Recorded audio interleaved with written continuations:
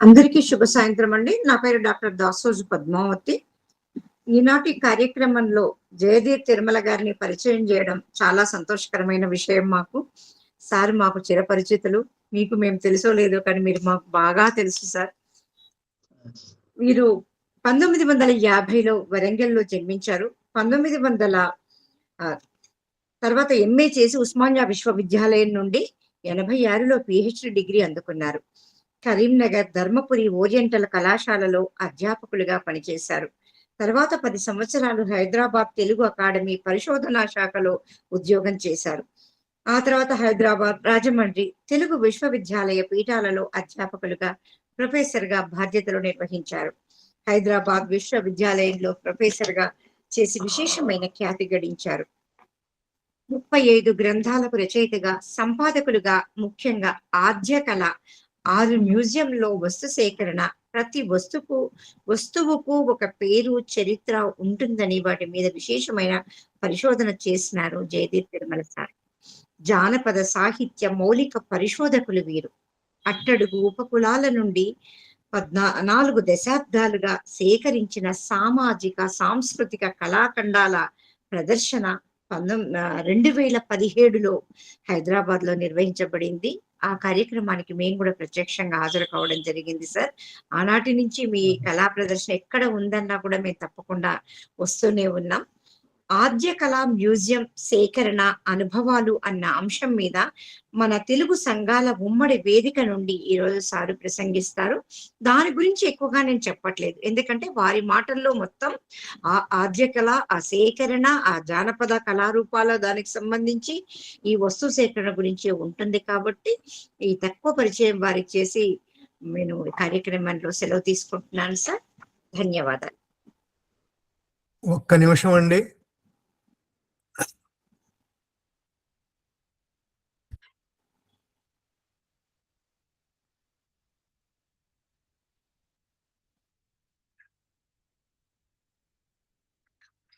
Phone అడ్డంగా పెట్టుకొని చూడండి. వీడియో షేర్ చేస్తున్నాను.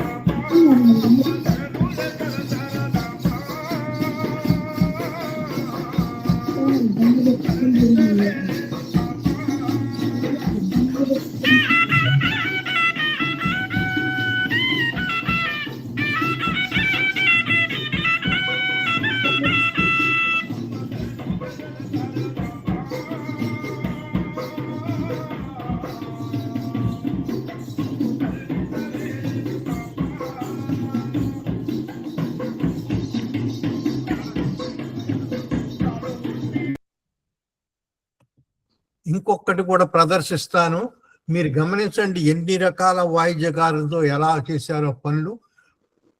కొన్ని మాత్రమే చూపిస్తున్నాను ఇక్కడ.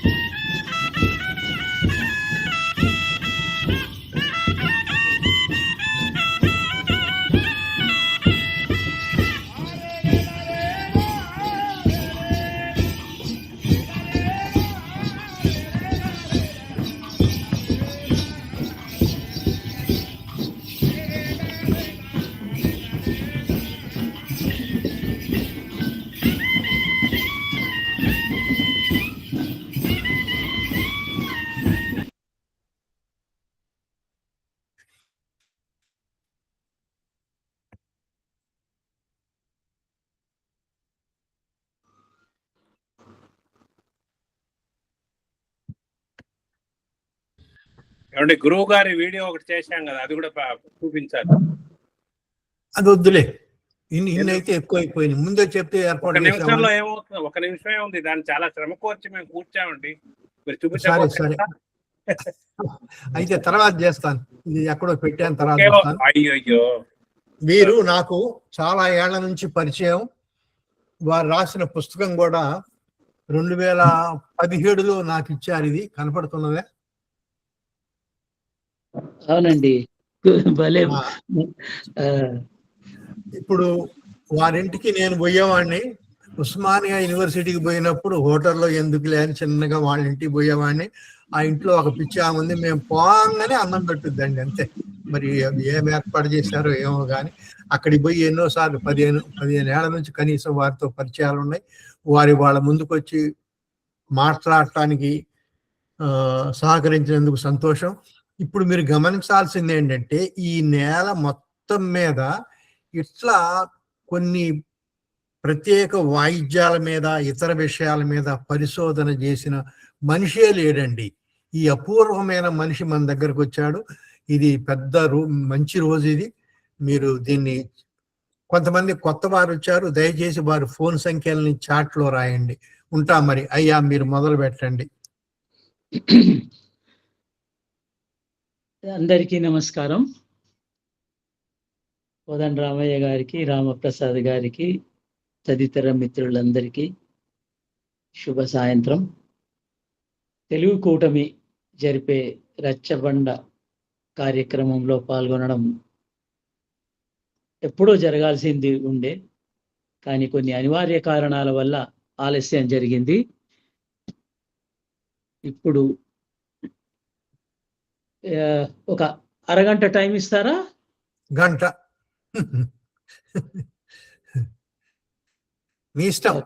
అరగంట నుంచి గంట మధ్యలో మీ ఇష్టం. ఓకే. ఈ సంగీత వాద్యాల సేకరణ, ఆ మ్యూజియంకి సంబంధించినటువంటి దానిని నెలకొల్పే ప్రయత్నాలు, అధ్యయనం, భాష, ఇవన్నీ ఒకే గూటి పక్షులు. వస్తువు లేకుండా పదము లేదు. వస్తువు నిర్మించడానికి వస్తువులు కావాలి, పరికరాలు కావాలి, పనిముట్లు కావాలి.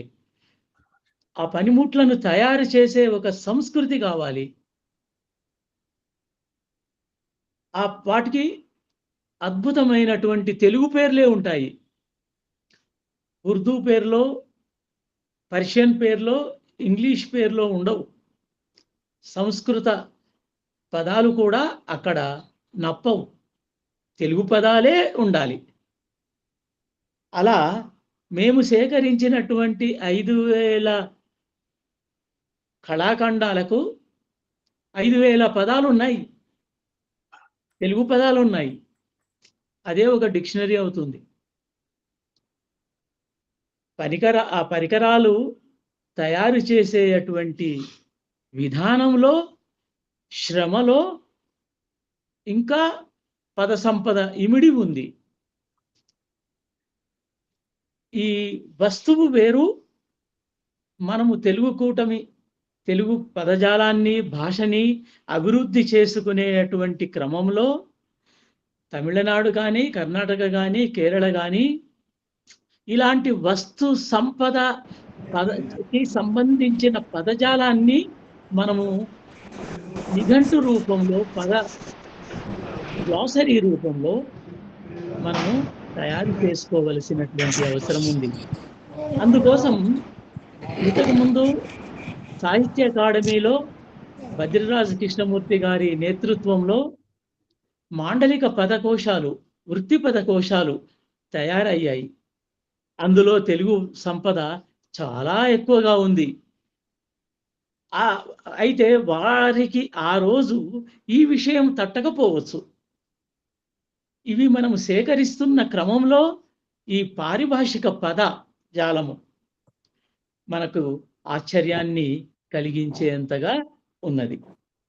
ఈ పదజాలానికి సంబంధించినటువంటి వస్తువుల పేర్లే కాదు, మొదట మా పరిశోధన కోసము నేను 1974లో నా ఎంఏ పూర్తయింది.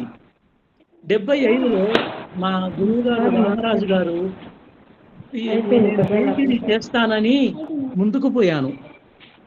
ఆయన అన్నారు, నీకు క్షేత్ర పర్యటన చాలా బాగా చేస్తావు కాబట్టి ఆ క్షేత్ర పర్యటనలో జానపద సాహిత్యము, కళలు, ఆ తర్వాత దానికి అనుబంధంగా ఆదివాసీ జనజీవితాల వాటి కళలను కూడా అధ్యయనం చెయ్యి అని చెప్పారు. అప్పటి నుంచి ఇప్పటిదాకా అదే పనిలో మునిగి తేలుతున్నాము. అలా తెలంగాణ రైతాంగ పోరాట కాలంలో వచ్చినటువంటి ప్రజా సాహిత్యాన్ని, కళలను సేకరించడం జరిగింది మొదటిసారిగా. అలా వెళ్ళినప్పుడు ఈ కళలకు ఆది కళలుగా ఆదివాసీ కళలు మనకి కనిపిస్తాయి. ఒకదానికొకటి సంబంధ బాంధవ్యాలు కలిగి ఉంటాయి. కొన్ని మార్పులు వస్తాయి, కొన్ని చేర్పులు ఉంటాయి. చాలా వరకు ఈ కళలను శిష్ట సమాజం ఉపయోగించుకుంటుంది. అంటే దానిని ఉపయోగించుకోవాలంటే మనం ఏం చేయాలి? దానిని పరాయీకరించాలి. దాని మూల స్వభావాన్ని కానీ మూల శక్తిని కానీ మనము తెచ్చుకోలేము. అది జీవితంలో ఉండాలి, పాదాల్లో ఉండాలి, చేతుల్లో కనపడాలి, ముఖ కవళికల్లో, ఆ ప్రదర్శనలో, ఆ గానంలో ఉండాలి, ఆ కళా ప్రదర్శనలో ఉండాలి, వాటి తయారీలో ఉండాలి. అవి లేకపోవడం వల్ల వాటిని మనము గ్రహించి అవి మనము కూడా ఉపయోగించుకోవచ్చు అని ఆ రకంగా ఎన్నో రంగాలలో వాటిని ఉపయోగించుకున్నాం. ఈ జానపద ఆదివాసీ ప్రాదేశిక కళలు మన శిష్ట కళలకి ఆక్సిజన్ సిలిండర్లు. ఆ కళల యొక్క నేపథ్యం లేకపోతే, ఆ కళా సాంస్కృతిక వైభవ చిహ్నాలు మనము గ్రహించకపోతే మనము కొత్తదనాన్ని తీసుకురాలేము. మనకు బుర్రకథ ఎట్లా వచ్చింది? జానపదుల్లో ఉంది శారద కథ అని. కానీ దీన్ని రాజకీయాలకు రూపొందించుకున్నాం మనం. మళ్ళీ దీన్ని మహారాష్ట్రలో బుర్రకథ ఫామ్ ఉంది. దాని నుంచి మళ్ళీ మనము రాజకీయ బుర్రకథగా మనము పెట్టుకున్నాం. నాజర్ లాంటి వాళ్ళు అద్భుతమైనటువంటి కళారూపంగా తీర్చిదిద్దారు. ఇక్కడ సుద్దాల హనుమంతు, వయ్య రాజారాం అలాంటి వాళ్ళ ఎంతమందినో పేర్కొనవచ్చు. వాళ్ళు ఏం చేశారు? ఇక్కడ ఉన్నటువంటి శారద కథలు గానం చేయడము, దాంట్లో కూడా ముగ్గురే ఉంటారు, మన బుర్ర కథల్లో కూడా ముగ్గురే ఉంటారు. వీళ్ళ బుర్ర వేరు, వాద్యం వేరు, కొద్ది మార్పులతోటి మన నాజర్ వాళ్ళు ఒక బుర్రని, వాద్యాన్ని తయారు చేసుకున్నారు. బుర్ర ఒకటే, అది సొరకాయ కావచ్చు, గుమ్మడి బుర్ర కావచ్చు, ఏదైనా కావచ్చు. కానీ దానిని మీటుతూ రకరకాల శబ్దాలు, విన్యాసాలు, అద్భుత కథాగానాలు, ప్రదర్శనలు ఇవ్వడం మనం గుర్తించాలి. ఇప్పుడు ఆ ఆదివాసులు కూడా ఆ బుర్ర నుంచి చాలా ఎదిగారు. మొత్తం భారతదేశంలో మనము కొన్ని వేల సంగీత వాద్యాలను చూడవచ్చు. అంటే వాటిని ఎవరు చూడనివి, విననివి ఎన్నో ఉన్నాయి. అలాంటి వినని వాటిని, చూడని వాటిని మేము సేకరించాం. ఆ సేకరణ చాలా కష్టంగా ఉంటుంది. కానీ మనకు బాధ్యతను తెలుసుకుంటే సులభంగానే చెయ్యాల్సి ఉంటుంది. నవ్వుతూనే, బాధపడుతూనే వాటి సేకరణ. కొన్నిసార్లు వాళ్ళ దగ్గర వింటూ ఉంటే ఇంత గొప్ప ఒక డైమండ్, కోహినూరు వజ్రం ఎంత విలువైనదో వాళ్ళ చేతుల్లో ఆ సంగీత వాద్యం అంత విలువదిగా కనిపించేది. ఎందుకంటే సంగీత వాద్యం ఒక్కటే కాదు, ఒంటరి కాదు అది. దాని వెనక వాయించే గాయకుడు ఉన్నాడు, వాద్యకారుడు ఉన్నాడు. దానిని పలికిస్తూ, తాను పలుకుతూ రోజుల తరబడి గానం చేసే విధానం ఒకటి ఉంది. ఎవరి శైలి వారిదే. ఇక్కడ గమనించాలి, కాపీరైట్ పెట్టుకున్నారు వాళ్ళు. మన మన అది శైలులు వాళ్ళు తీసుకోరు, మన గాన రీతులని వాళ్ళు తీసుకోరు, ఎవరిది వారే ఏర్పాటు చేసుకున్నారు. అది గొప్ప విషయం. అది మాస్టర్ మైండ్ ఉన్న ఆ కళాకారులు, అందుకే వాళ్ళు గొప్పవాళ్ళు. మనము వాటిని తీసుకొచ్చి కొద్ది మార్పులతో కొన్ని మనం వాయించుకుంటున్నాము. అయినా కానీ ఇప్పటి వరకు అలాంటి వాద్యాలను ఇంకా సర్ఫేస్ కాలే. మనము ఇంతగా వాటిని వినిపిస్తున్నప్పటికీ కూడా, అవి కనిపిస్తున్నప్పటికీ కూడా వాటికి ఇవ్వవలసినటువంటి గుర్తింపు రావలసినంతగా రాకపోవడం శోచనీయం. అయితే ఈ వాద్యాలు మన దగ్గర దాదాపు ఒక 300 వాద్యాలు ఉన్నాయి.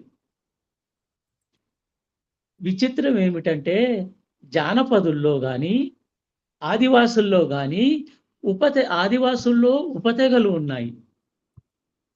గోండులకి, బంజారాలకి ఈ రబాబు వాయించే వాళ్ళు బంజారాలకు ఉన్నారు, డప్పులు వాయించే వాళ్ళు ఉన్నారు. అట్లాగే గోండులకు కూడా తోటీలు అని ప్రత్యేకమైనటువంటి ఒక ఉపకులం ఉంటుంది. వాళ్ళకి వీళ్ళకి కొన్నిసార్లు మంచం పొత్తు కంచం పొత్తు ఉండకపోవచ్చు, కానీ వాళ్ళదంతా ఒక సంస్కృతి. అది అద్భుతమైన సంస్కృతి. ఎందుకంటే వీళ్ళు వాళ్ళ కోసము కర్మకాండలు చేస్తారు, పెళ్ళిళ్ళు చేస్తారు, చావులు చేస్తారు. చావులు చేయడం అంటే ఏదో మంత్రాలు పఠించడం కాదు.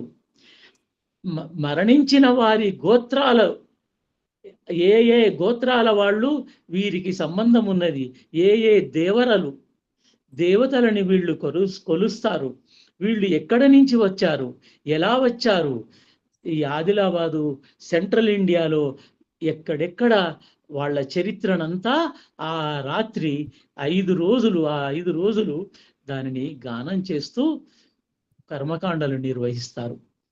వారిని గుర్తుంచుకోవడం, గుర్తు చేసుకోవడం, వారి మూలాలని కూడా గుర్తించడం ఆ పాటల్లో సాధ్యమవుతుంది.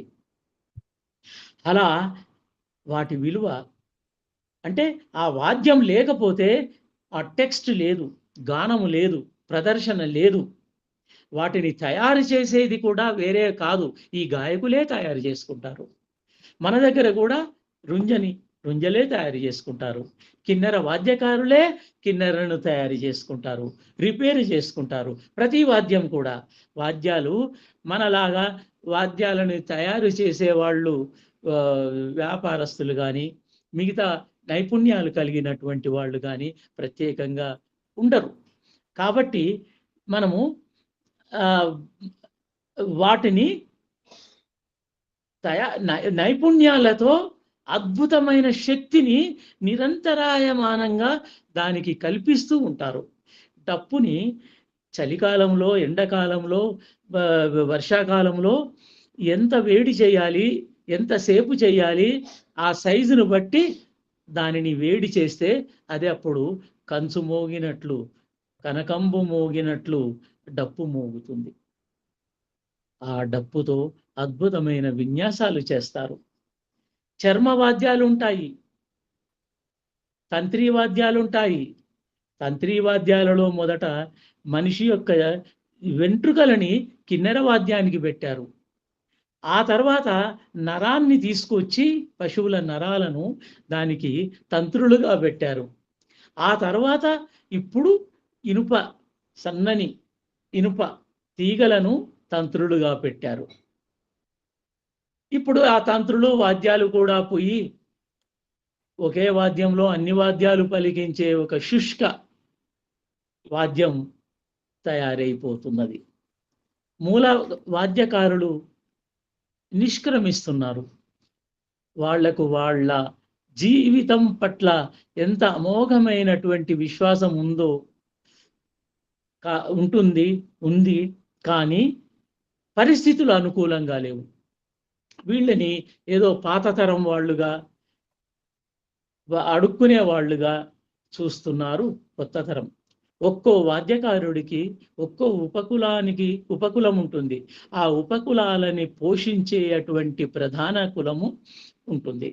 యాదవులలో 8 మంది ఉపకులాల వాళ్ళు ఉన్నారు.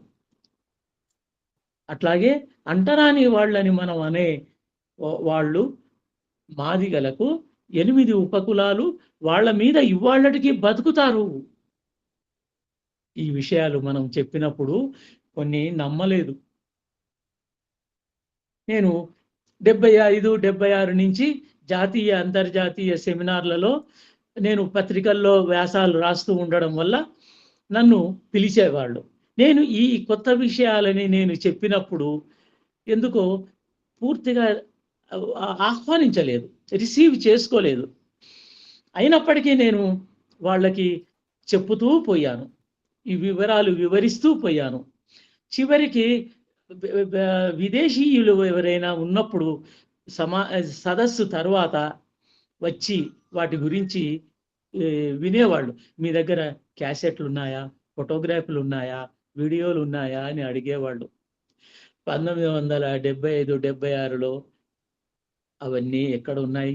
మన ఆంధ్రదేశానికి ఒక పరిశోధకుడి చేతిలోకి అవి రాలేదు ఇంకా. అయినా అవి కొని వాటి మీద డబ్బు పెట్టేంత స్థితిగతులు కూడా లేవు. అందుకే అదే కంటిన్యూ అయింది ఈనాటి వరకు కూడా. జానపద ఆదివాసీ కళలు, హస్తకళలు, చేతితో చేసేటువంటి నైపుణ్యాలు, మనుషుల్లో దాగి ఉన్నటువంటి గొప్ప వ్యక్తీకరణలు మనం డాక్యుమెంట్ చేయలేకపోయాం. ఇప్పుడు 12 ఏళ్ళు అవుతుంది ఆంధ్రప్రదేశ్, తెలంగాణ రాష్ట్రాలుగా విడిపోయి.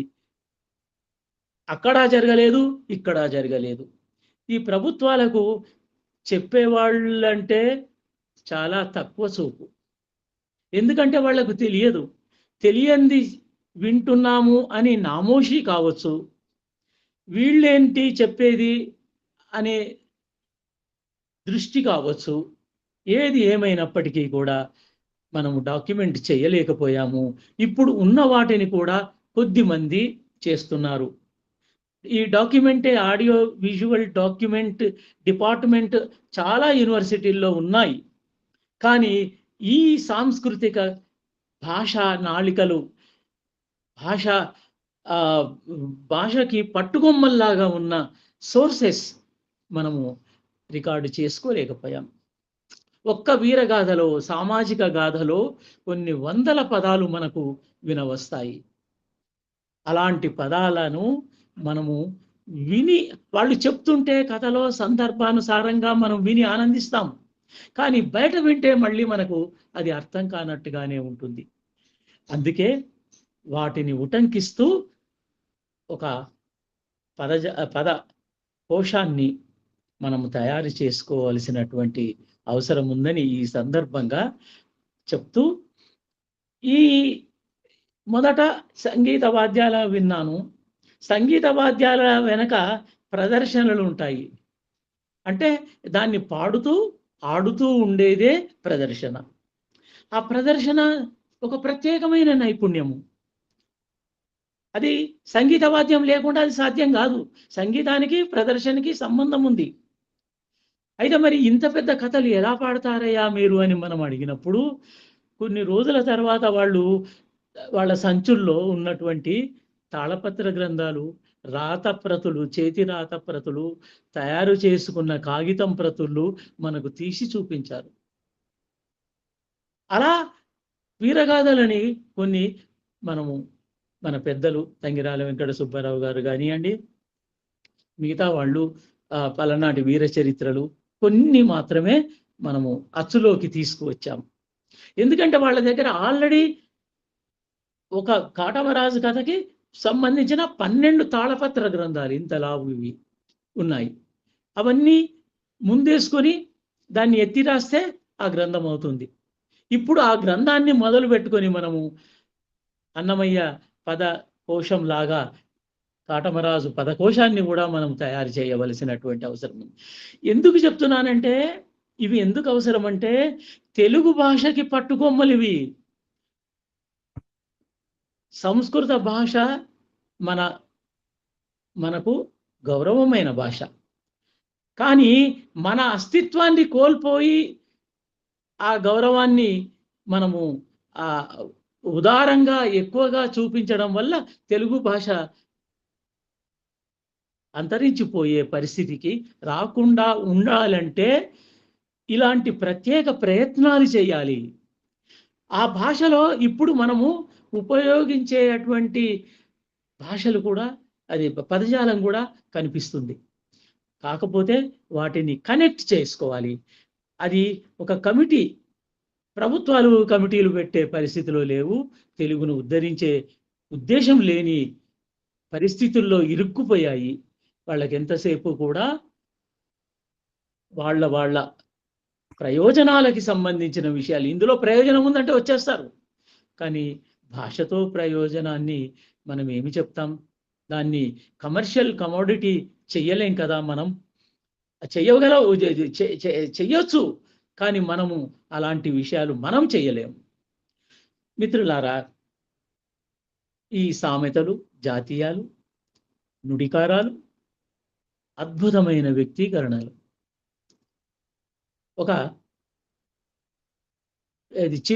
అది పెద్ద చేప చిన్న చేపని తినును, big fish eats small fish.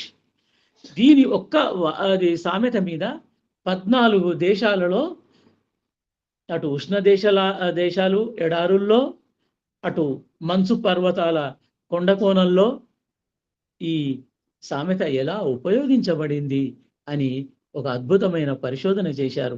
ఇలాంటి సామెతలు మనకు కోకొల్లలు. ఒక్క సామెత కొన్ని వేల సందర్భాలలో ఉపయోగిస్తారు.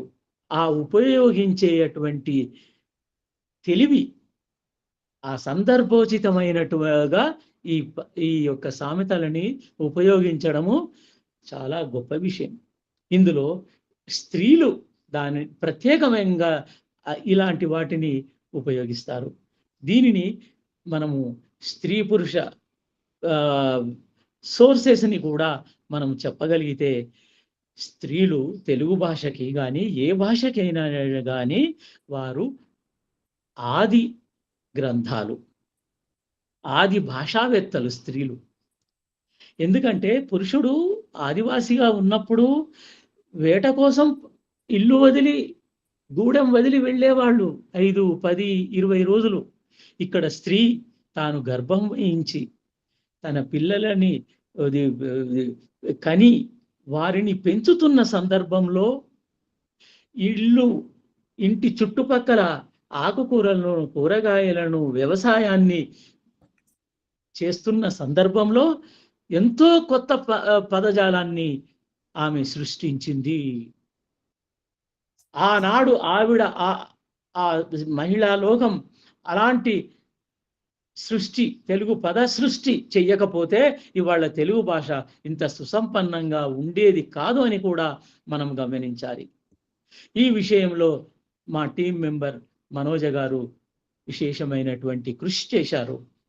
మా ఇంకొక మెంబర్ పాల్వంచలో ఉంటారు, పద్మ అనసూయ, కోయ వనిత.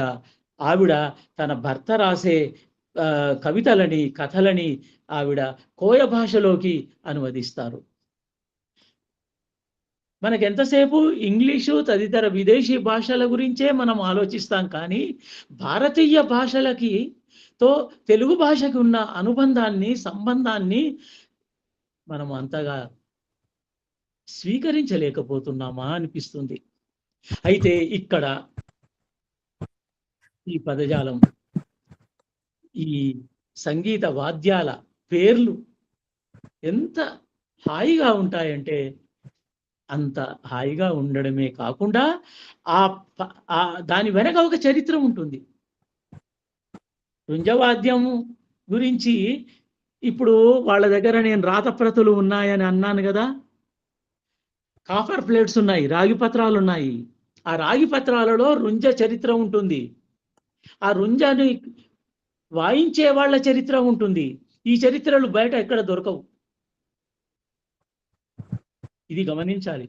అంటే మన చరిత్ర ముప్పాతిక చరిత్రని మనం ఇవాళ్ళటి వరకు మనము దాని సోర్స్ ఎక్కడున్నాయి కూడా చూడలేకపోయాము. అంటే మన భాషని కూడా ఎంతగా మనం కోల్పోయామో ఆలోచించండి. ఈ భాష అంతా తెలుగు భాష, తెలుగు వ్యక్తీకరణలు.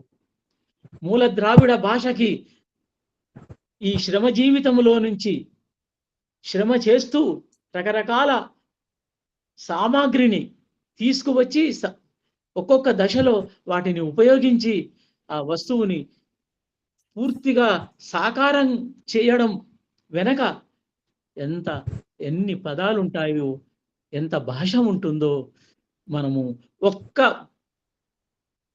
పదానికి సంబంధించి దాని చరిత్రను ఒక కథ రూపంలో, ఒక పరిశోధన రూపంలో మనం రాయవచ్చు. దీనిని జానపద విజ్ఞానం తెలుగు భాష అనే టైటిల్ కింద పెట్టొచ్చు. మనము నెమలి అంటాము, గోండులు మల్ అంటారు నెమలిని. ఎక్కడ తేడా? ఎందుకు ఈ చిన్న తేడాలు? అది ఉచ్చారణ భేదాలు. అంతేకాదు వారి ముఖయంత్రం ఆ భాషని ఉచ్చరించడానికి కొన్ని పద్ధతులు ప్రకృతి పరంగా, వాళ్ళ సహజాతంగా, వాళ్ళ జీవిత పరంగా మనకి ఏర్పడతాయి. అట్లాగే ఇప్పుడు ఈ రాగి పత్రాలు తెలుగు సంస్కృతి, తెలుగు భాషకి ఆకరాలు.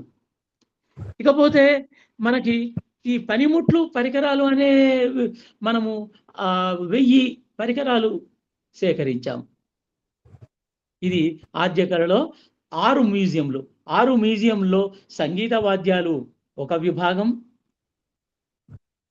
ఆది అక్షరం తెలుగు భాష, అక్షరాలు, లిపి, శాసనాలు, తాళపత్ర గ్రంథాలు, తెలుగు కాగితం వ్రాతప్రతులు, చుట్టలు, మఠాలు, పీఠాధిపతులు వాళ్ళ దగ్గర ఈ చుట్టలు ఉంటాయి. ఈ చుట్టలు ఒక్కొక్క దాంట్లో ఒక్కొక్క చరిత్ర ఉంటుంది. అలాంటి చుట్టలు మనం ఒక 25 సేకరించాము. అవి ఎక్కడ ఏ గ్రంథాలయాల్లో లభించవు. మన దగ్గరికి వచ్చి చూసిపోవాలి. తెలుగు ఆకరాల గురించి ఎవరైనా ఆసక్తి ఉన్నవాళ్ళు ఈ దేశానికి వచ్చినప్పుడు వాటిని చూడాలని ఆహ్వానిస్తున్నాం కూడా. ఇకపోతే మనకు చిత్రకళ ఉంది. ఈ వాద్యాలు, సంగీత వాద్యాలు వాయిస్తూ ప్రదర్శనలు చేస్తున్నప్పుడు 15 feet by 10 feet అంటే అంత పెద్దది కాటమరాజు కథ దాని మీద చిత్రించబడి ఉంటుంది. చేర్యాల చిత్రకారులు 12 కులాలకి సంబంధించిన కుల చరిత్రలని ఈ చిత్రపటాలలో నిక్షిప్తం చేశారు.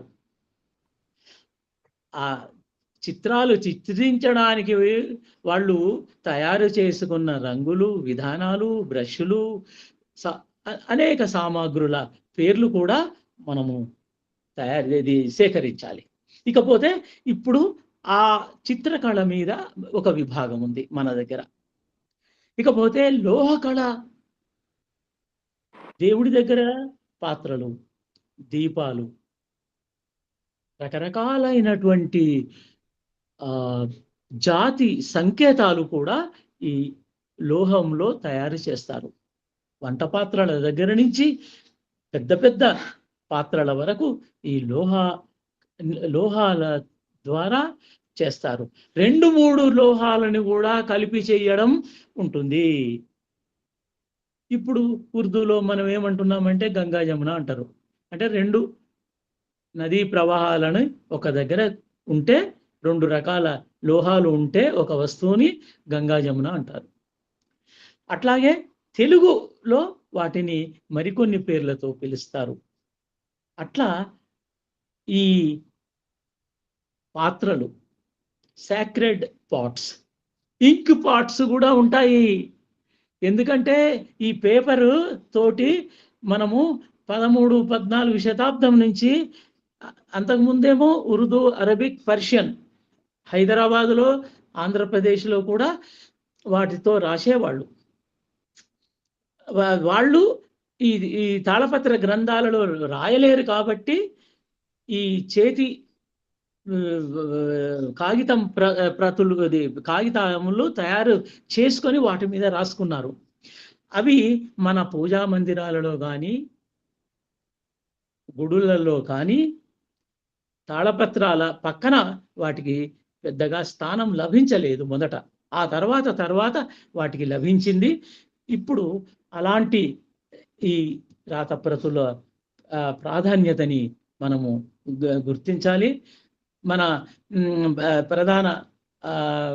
ప్రధాని నరేంద్ర మోడీ గారు ఈ రాతప్రతుల పట్ల ఆయన ఆసక్తితోటి కొన్ని మన ఒక ప్రణాళికలను ఏర్పాటు చేశారు. ఈ 3 రోజుల నుండి నాకు ఒక 10 టెలిఫోన్ కాల్స్ వచ్చాయి. మీ దగ్గర ఉన్నటువంటి ఆది అక్షరం విభాగంలో ఈ తాళపత్ర గ్రంథాలను వాటిని రాసేటువంటి ముళ్ళు వీటిని ఏమంటే ఘంటాలను, ఆ ఇంకు పాట్స్ కర్రతో తయారు చేసినవి, రాతితో తయారు చేసినవి, ఆ తర్వాత ఈ ఇత్తడితో రకరకాల డిజైన్లు. అంటే మానవుడి యొక్క డిజైనింగ్, ఏ వస్తువుని ఎలా తయారు చేస్తే అది కింద పడదు, అందులో ఇంకుని ఎంత జాగ్రత్తగా పెట్టాలి, దానిని సంచార జాతులు, ఇప్పుడు మనం అన్న ఉపకులాల సంచార జాతుల వాళ్ళు ఆ బండి మీద, ఎడ్ల బండి మీద పోయినప్పుడు పొలకకుండా చుక్క కారకుండా దానిని ఎలా తయారు చేశారు, రాయడానికి గోడకి దానిని పెట్టి అందులో ముంచి ఇలా రాసుకుంటూ పోయే విధానాన్ని ఎంత గొప్పగా వాళ్ళు తయారు చేశారంటే వాటిని అభిమానించక తప్పదు, ప్రేమించక తప్పదు, మనని మనం అభినందించుకుంటాము. వీటిని తయారు చేసినటువంటి వాళ్ళ వారసత్వంగా మనం ఉన్నామని. ఎందుకంటే అవి అందంగా ఉంటాయి, అపురూపంగా ఉంటాయి, అవి కళా కౌశలంతో నిర్మింపబడతాయి. అది కళాఖండాలుగానే వాటిని పేర్కోవాలి. ఆ కళాఖండాల తయారీ విధానాలలో మనం వాటిని చూస్తున్నాం. చాలా తక్కువ సేకరించాము, అయినప్పటికీ ఒక్కొక్క చోట ఒక్కొక్క రకం, ఒక్కొక్క కులం ఒక్కొక్క తీరుగా తయారు చేస్తుంది. ఒక్కొక్క తాళపత్రాన్ని 4 కాలాలు ఉండే తాళపత్రం వేరు, రెవెన్యూ వివరాలు, పొలాలు, పంటలు, అవి వాటి కోసం ఉండే తాళపత్రాలు వేరు. ఆ తర్వాత ఈ ఉపకులాల గురువుల దగ్గర తెలుగులో ఉన్నటువంటి రాతప్రతుల్లో వారి శిష్యగణం పేర్లు, వాటి ఊర్ల పేర్లు, వాళ్ళు పేర్కొన్న ఊళ్ళు ఏవి కూడా సంస్కృత పదాలతో లేవు.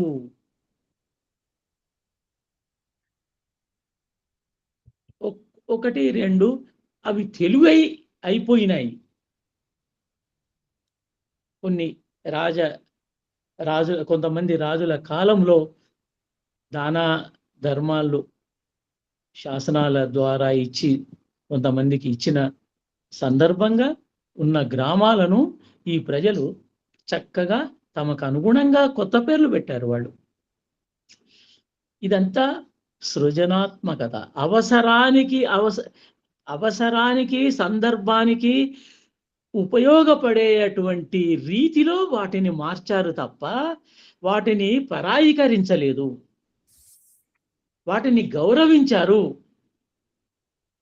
కాకినాడ అని మనం అన్నాము, హాయిగా రాజమహేంద్రి అన్నాము, రాజమండ్రి అన్నాము. కానీ ఇంగ్లీష్ వాడు వచ్చాక ఎన్నో పేర్లు మారిపోయినాయి. ముస్లింలు వచ్చాక అది పాలమూరు మహబూబ్ నగర్ అయిపోయింది. అట్లా ఎన్నో పేర్లు, వందలాది పేర్లు మనము పెట్టుకోవచ్చు, చూడొచ్చు. ఇకపోతే ఇదే ఫీల్డ్ వర్క్లో క్షేత్ర పర్యటన ముఖ్యం. తెలుగు గురించి మాట్లాడే వాళ్ళు ఇంటి దగ్గర కూర్చొని పదాలను సేకరించలేరు. వాటిని అర్థం చేసుకోవడానికి జీవాన్ని గుర్తించినప్పుడు ఆ పదం ఉపయోగం, అది పుట్టుక, దాని ఉచ్చారణ ఎన్నో రకాలైనటువంటి ఎన్నో విషయాలు మనకు తెలియచేస్తాయి. కాబట్టి తెలుగు అభిమానులని నేనేమంటానంటే, 10 మంది ఉంటే 10 మంది చరిత్ర, భాషా చరిత్ర, భాషా పదసేకరణ చేయడానికి ఒక టీమ్గా సంచారం చేయాలి మనం. ఇదేదో కారులో షికారుకి వెళ్ళినట్టు కాదు, ఇది నడుచుకుంటూ పోవాలి, మనుషులతో మాట్లాడుతూ పోవాలి, వాటిని రికార్డు చేస్తూ పోవాలి, రాసుకుంటూ పోవాలి. ఆ ప్రజలు మనకు గురువులుగా మనం భావించాలి. వాళ్ళు ఎన్నో విషయాలు చెప్తారు. ముఖ్యంగా స్త్రీలు ఏ విషయమైనప్పటికీ కూడా పురుష ప్రధానంగానే మనం చూస్తాము. కానీ ఇలాంటి విషయాలలో స్త్రీ నోరు ఒక గ్రంథాలయం, ఒక 100 పుస్తకాల కూడలి. కాబట్టి మిత్రులారా, ఇప్పటికైనా మించిపోయింది లేదు. ఆసక్తి ఉన్న వాళ్ళు మనం పల్లెలకు వెళ్దాం, సంచారులుగా మారుదాం. మన రాబోయే తరాలకి ఎన్నో రకాలైనటువంటి కొత్త విషయాలని, భాషని, ఉపయోగాన్ని మనము తీసుకువద్దాం. వాటి నుంచి మన తెలుగు భాష అభివృద్ధి చెందించడానికి ప్రయత్నం చేద్దాం. అప్పుడు తెలుగు భాష చావదు. ఎన్ని ఇంగ్లీషు భాషలు వచ్చినా, ఎన్ని పరభాషలు వచ్చినా మనం తెలుగుని కాపాడుకోగలం. ఎందుకంటే దానికి ఆ రక్తాన్ని, మాంసాన్ని, ఆ శక్తిని పద సంపద ద్వారా కలిగించాలి. దానికి అదే తెలిసిపోతుంది. చేతిలో 4 డబ్బులుంటే మన దగ్గర ఉండే ఇది వేరు, ధీమా వేరు. కొన్ని వేల పదాలు మనం కనుక ఉంటే, మన దగ్గర ఉంటే, కొత్తవి, విననివి, వాటి అర్థాలు రాసుకొని వాటికి పర్యాయ పదాలు సేకరించి వాటిని ఉపయోగంలోకి మనం పెడుతూ పోతూ ఉంటే, ఇంతకుముందు కొంత జరిగింది. సావెం రమేష్ లాంటి వాళ్ళు, ఈ సందర్భంగా మా ఇంటికి సావెం రమేష్ గారు, కోదండరామయ్య గారు, రమేష్ బాబు గారు, నడుస్తున్న చరిత్ర, వీళ్ళు వచ్చేవాళ్ళు. వచ్చినప్పుడు నా మనవరాలు చిన్న పాప, అది ఈ తెలుగు గురించి మేము పడే ఆసక్తి, తపన చూసి తెలుగు నేర్చుకున్నది. తెలుగులో కవిత్వం రాస్తున్నది. ఇప్పుడు 10వ తరగతి పాస్ అయింది మొన్న. కానీ చాలా బాగానే రాస్తుంది. అంటే మనము వాళ్ళకు ఆసక్తి కలిగించట్లేదు, కలిగేలా చేయడం లేదు. మన దగ్గర అలాంటి ప్రణాళిక ఏముంది? ఎంతసేపు ప్రభుత్వాన్ని అంటున్నాము, ప్రభుత్వం వినదు, అర్థమైపోయింది మనకు. ప్రభుత్వాలు భాషని పట్టించుకోవు.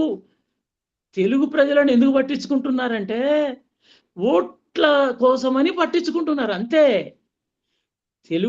తెలుగు ప్రభుత్వాలు కూడా ఉత్తర భారతదేశం నుండి వచ్చినటువంటి అధికారుల చేతిలోనే ఉంటుంది. మొన్నటి వరకు తెలంగాణలో ఒక ఉత్తర భారతీయుడు ఐఏఎస్ ఆఫీసరు, సాంస్కృతిక శాఖ, భాషా శాఖకి ప్రిన్సిపల్ సెక్రటరీ. ఆయనకి ఏం తెలుసని? అడ్మినిస్ట్రేషన్ వేరు, దాని యొక్క ప్రాణము వేరు, రక్తము వేరు, రక్త కణాలు వేరు, జీవధాతువులు వేరు. వాటిని అర్థం చేసుకోలేని వాళ్ళ చేతుల్లో ఇలాంటి డిపార్ట్మెంట్ పెట్టడం వల్ల ఎంత అన్యాయం జరుగుతుంది. వీళ్ళే కదా తీసుకుపోయి చెప్పేది. ఇక్కడ నిజమైనటువంటి భాషాభిమాని ఒక ఐఏఎస్ ఆఫీసర్ని పెట్టగలిగితే నిజంగా మనకు మంచి మేలు జరిగేది. కానీ జరగనివ్వట్లేదు. ఇవి వాస్తవాలు. ఈ వాస్తవాల నుంచి మనం కొత్త ఆలోచనలతోటి భాషని బతికించుకోవాలి. భాషనే కాదు, మన ప్రాచీన సంస్కృతిని, కళాఖండాలని, కళల్ని, హస్తకళల్ని, ఇవి తయారు చేసే పదజాలాన్ని విస్మరించకుండా ఒక సమగ్రమైనటువంటి ప్రణాళికను మనం ఏర్పాటు చేసుకోవాలి. అది ఏర్పాటు కానంత కాలం మనం చిన్న చిన్న ప్రయత్నాలు మాత్రమే చేయగలం. ఈ ప్రయత్నాల వల్ల తప్పు లేదు, కానీ మనము చెయ్యవలసినంత కృషి చేయడానికి ఒక ఆలోచన, ఆశయం సాధన కోసం వెయ్యవలసినంత శక్తివంతంగా మన అడుగులు పడవు. కాబట్టి మిత్రులారా, ఈ క్షేత్ర పర్యటన అనేది చాలా ముఖ్యమైనది. అలాంటి క్షేత్ర పర్యటనలోనే ద్వారానే నేను ఆదిధ్వని అని ఒక 45 వాద్యాల చరిత్రలను మేము రాశాము.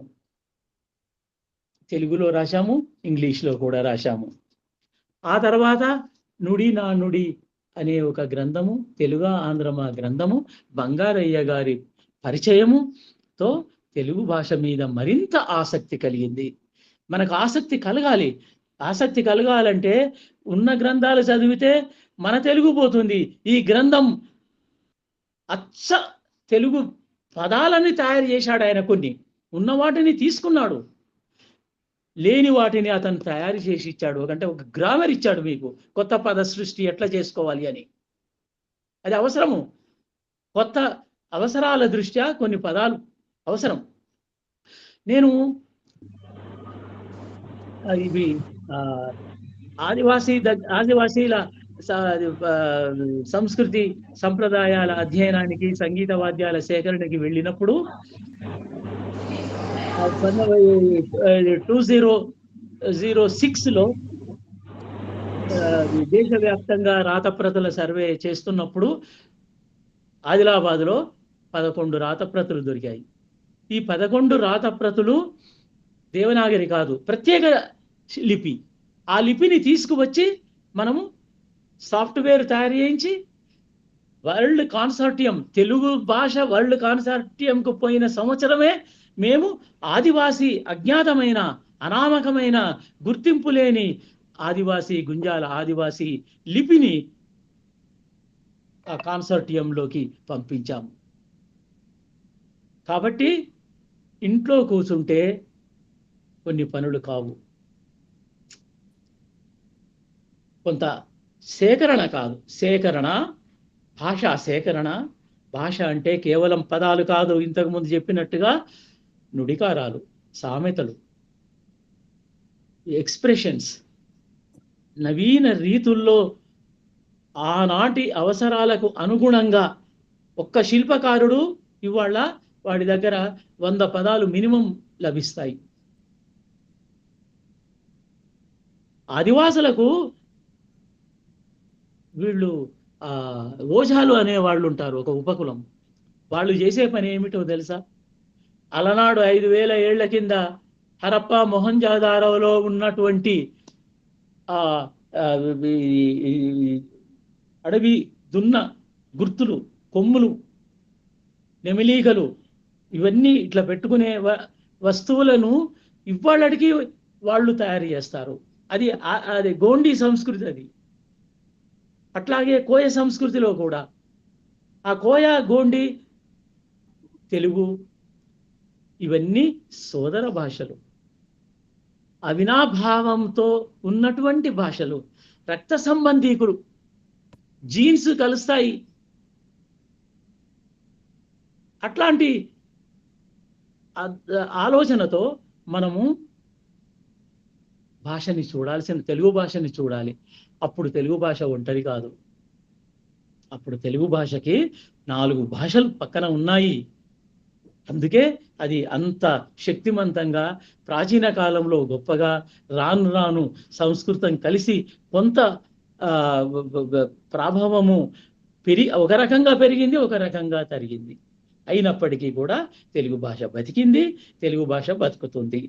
కానీ కొవ్వొత్తి మనము వెలిగించాం, కానీ దాని చుట్టూ మనము దడి కట్టాల్సిందే, మనము ఒక గూడు కట్టాల్సిందే. వెలగాలంటే మలగడానికి తయారుగా ఉంటుంది పరిస్థితులు. రాను రాను జటిలమవుతుంది. ఆ పరిస్థితులను గుర్తించి దానికి మరింత జవసత్వాలు కూర్చాలి. ఎలా కూర్చాలి ఆలోచిద్దాం. ఎందుకు కూర్చాలి అనేది అనివార్యం. మన రాబోయే తరాలకు మన తెలుగుయే కాదు, తెలుగుతో పాటుగా ఈ కళలు, సంగీత వాద్యాలు, ప్రదర్శనలు, మౌఖిక మహాగాథలు, దేవర కథలు, వీరుల పోరులు, ఇవన్నీ పరిచయం చేయాలి. దాని నుంచి ఇన్స్పైర్ అవుతారు. వేరే తల్లి దగ్గర పిల్లవాడు పెరిగినప్పుడు కొన్ని సమస్యలు ఎదుర్కొంటాడు. అసలు తల్లి దగ్గర వాడు ఆ ఒడినే యుద్ధరంగంగా మార్చుకొని తెలివితేటలను పెంచుకొని బలిష్ఠుడిగా తయారయ్యి ఒక ఉన్నత మానవుడిగా వస్తాడు. ఇంగ్లీష్ని చదువుదాం, తెలుగుని హిందీని చదువుదాం, కానీ మన దేశ భాషలు, మన భాషకి ప్రేరకాలైనవి, సోదర సమానులైనటువంటి ఆ భాషలని మనము గుర్తించుకుందాం, గౌరవిద్దాం, మన భాషలో భాగం చేద్దాం. ఎట్లా చేద్దాం అనేది ప్రశ్న. కూర్చోవాలి. ఇప్పుడు అందరూ ఒక్కడే ఒకే పని చేసే పరిస్థితి లేదు. ఇప్పుడు జ్ఞానం, విభాగాలు, సందర్భాలు పెరిగిపోయినాయి. అక్కడ నలుగురు కలిస్తే ఒక బృందం, నలుగురు కలిస్తే 40 పదాలు సేకరించవచ్చు.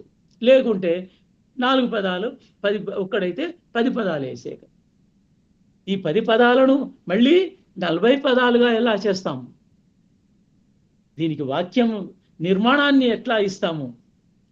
ఈ పదానికి స్వస్వరూపాన్ని వెతికి ఎలా తీసుకువస్తాము? ఇవన్నీ మన ముందున్నటువంటి సవాళ్ళు,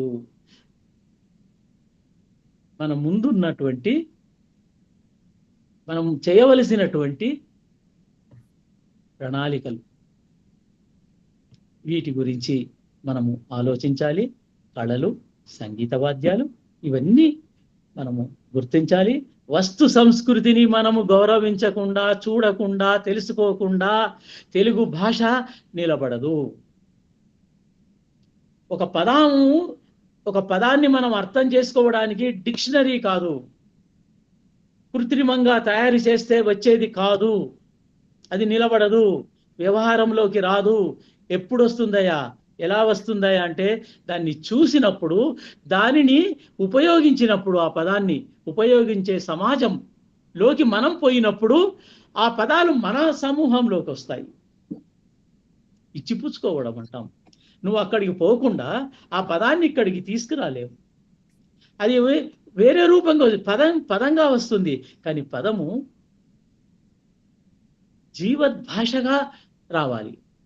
దానికి ఉన్న కనెక్షన్స్, దానికి ఉన్నటువంటి లింకులు, దానికి ఉన్నటువంటి రక్త ప్రసరణ, పదానికి రక్త ప్రసరణ ఉంటుంది, దానితోటి తీసుకురావాలి.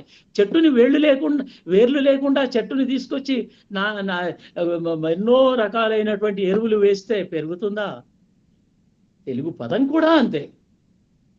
మిత్రులారా, ఈ 4 మాటలు చెప్పడానికి నాకు అవకాశం ఇచ్చినటువంటి కోదండ రామయ్య గారికి, రాంప్రసాద్ గారికి, ఇతర మిత్రులందరికీ కృతజ్ఞతలు. ఇప్పుడు ఒక చిన్న విన్నపం సార్. ఈ ఉద్యమానికి కూడా డబ్బులు అవసరం వస్తుంది. దయచేసి మీరు చేతనైనంత ఇవ్వండి. ఇలా అంటుంటే మరి మీరేం చేశారన్న సమస్య కూడా వస్తుందో ఏమో. అందుకని నేను మామూలుగా చెప్పుకోను, ఇట్లా ఖర్చు పెట్టానని ఈ సందర్భంలో చెప్పాల్సి వస్తున్నది.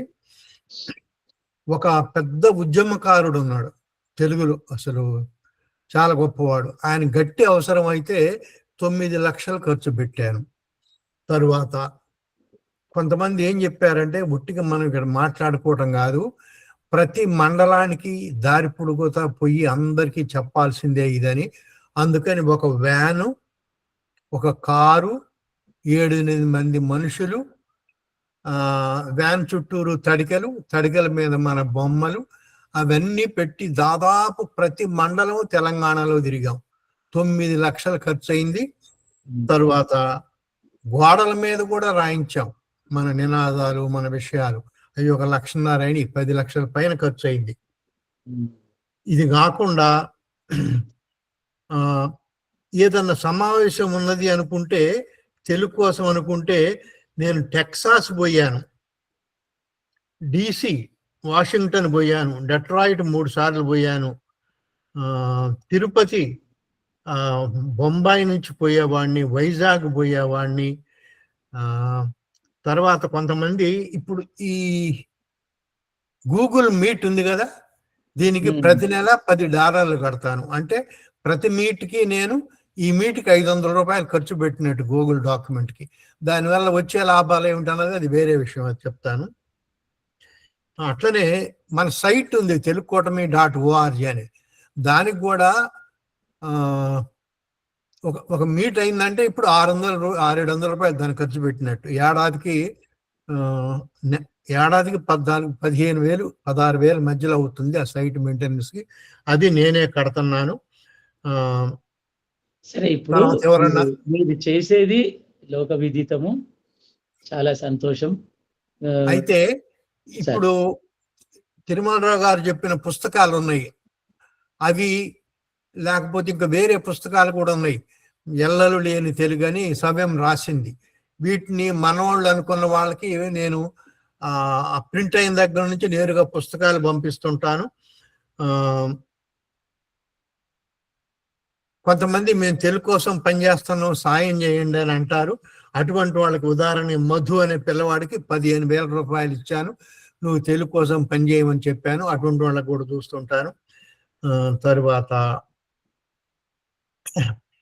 కొంతమందికి డబ్బులు ఇచ్చాను కానీ చెప్పకూడదు, చెప్తే కొంచెం లీగల్ కాంప్లికేషన్స్ ఉన్నాయి. అది పోనీయండి సార్, అది మీరు మీ నేను అనేది ఏంటంటే వాళ్ళు ఉన్నారు, మీరు కూడా ఏదైనా మీ స్తోమతను బట్టి కొంతన్నా ఇస్తే ఈ ఉద్యమంలో పాల్గొన్న అభిప్రాయం వస్తుంది మీకు. పుట్టి నేను ప్రేక్షకుణ్ణి అన్నట్టుగా కాదు. మా ఊళ్ళో మా అమ్మ నాన్న ఇద్దరు చనిపోయారు. నేను ఉద్యోగం పదవీ విరమణ చేసినాక మా ఊరు పోయి చూస్తే మా నాన్న మా అమ్మ ఎప్పుడు కూర్చొని పాటలు పాడేవాళ్ళు ఆ గుడిలో. మా నాన్న 1910లో పుట్టాడు, మా అమ్మ 1920లో పుట్టింది. కానీ ఇద్దరు కూడా బ్రహ్మాండంగా పాడేవారు.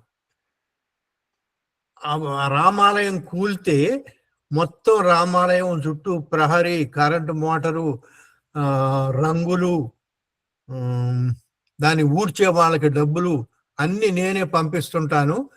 చివరికి ఏమైందంటే అది పొరపాటేమనిపిస్తుంది. ఊళ్ళో వాళ్ళందరూ ఇది కోదండరామయ్య గారి గుడి అనుకుంటారు తప్ప ఇది మాది అనుకోవడం లేదు వాళ్ళు. అది చిక్కు. అందుకని మీరైనా కొంతైనా డబ్బులు పెట్టి ఈ ఉద్యమంలో పాల్గొంటే ఈ ఉద్యమం మాది అంటారు. ఇప్పుడు ఎంతో మంది కదలాల్సిన అవసరం ఉందని జయధీరి తిరుమలరావు గారు అంటున్నారు. మనం అందుకని ప్రేక్షకులుగా ఉండటం, చూసిపోవటం కాదు, కదలాలంటే ఇది నా ఆస్తి అన్న అభిప్రాయం మీలో కూడా కలగాలి. అందుకని మళ్ళీ విన్నవిస్తున్నాను, మీ స్థాయిని బట్టి ఇందులో పాల్గొనండి, వారు అన్నట్టు నడవండి భౌతికంగా, అది కాకుండా ఆర్థికంగా కూడా సహాయం చేయండి. చికాగో నుంచి శివగారు వచ్చారండి. ఆయన ఎంత కష్టపడతారంటే తెలుగు కోసం. ఈ పద్యాల పోటీలకే పాల్గొనే పిల్లలకు కూడా డబ్బులు ఇస్తున్నాడు. శ్రీదేవి గారు ఇదంతా రికార్డు చేస్తున్నామమ్మా, వారు రికార్డు చేస్తే బాగుంటుంది ఇది అన్నారు. ఇదంతా రికార్డు చేస్తుంది తల్లి. కొత్తగా చాలా మంది వచ్చారు, దయచేసి మీ ఫోన్ సంఖ్యలను రాయండి. ఇక ఇప్పుడు మీరు తిరుమలరావు గారి వైపు రాళ్ళు వేయండి, మీ ప్రశ్నలు వేయండి. ముందుగా కోదండరామయ్య గారికి, జయదీప్ తిరుమలరావు గారికి ధన్యవాదాలు సార్. ఏదైతే ఆద్య కళల తరఫు నుంచి ఉన్నదాన్ని సారు చాలా తనదైన అకాడమిక్ స్టైల్లో భాషతో కలిపి అందరితో చెప్పిన విధానం బాగుంది. దీన్ని ఇలాగా ఒక మంచి వేదిక మీద పరిచయం చేసిన కోదండరామయ్య గారు కూడా మనోజ్ గారు, మీ దగ్గరనే రెజొనెన్స్ వస్తుందమ్మా, ఇంకేదన్నా పర్మిట్ ఉందా?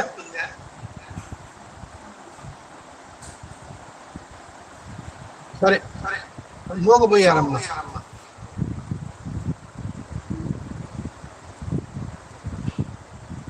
మ్యూట్ అయ్యారు తల్లి. అవునండి, మాట్లాడుతున్నా. నేను మాట్లాడదలుచుకుంది చెప్పాను సార్. అంటే ఆదిధ్వనికి ఆయన చేసిన 50 ఏళ్ల కృషిని భాషాపరంగా ఎలా చేయొచ్చు అన్నది జోడించి చెప్పిన విధానం. ఎందుకంటే 5,000 వస్తువుల వెనకాల 5,000 శబ్దాలు ఉన్నాయి అన్న ఒక నిజం మేము మళ్ళీ తెలుసుకుంటున్న విషయం ఇది.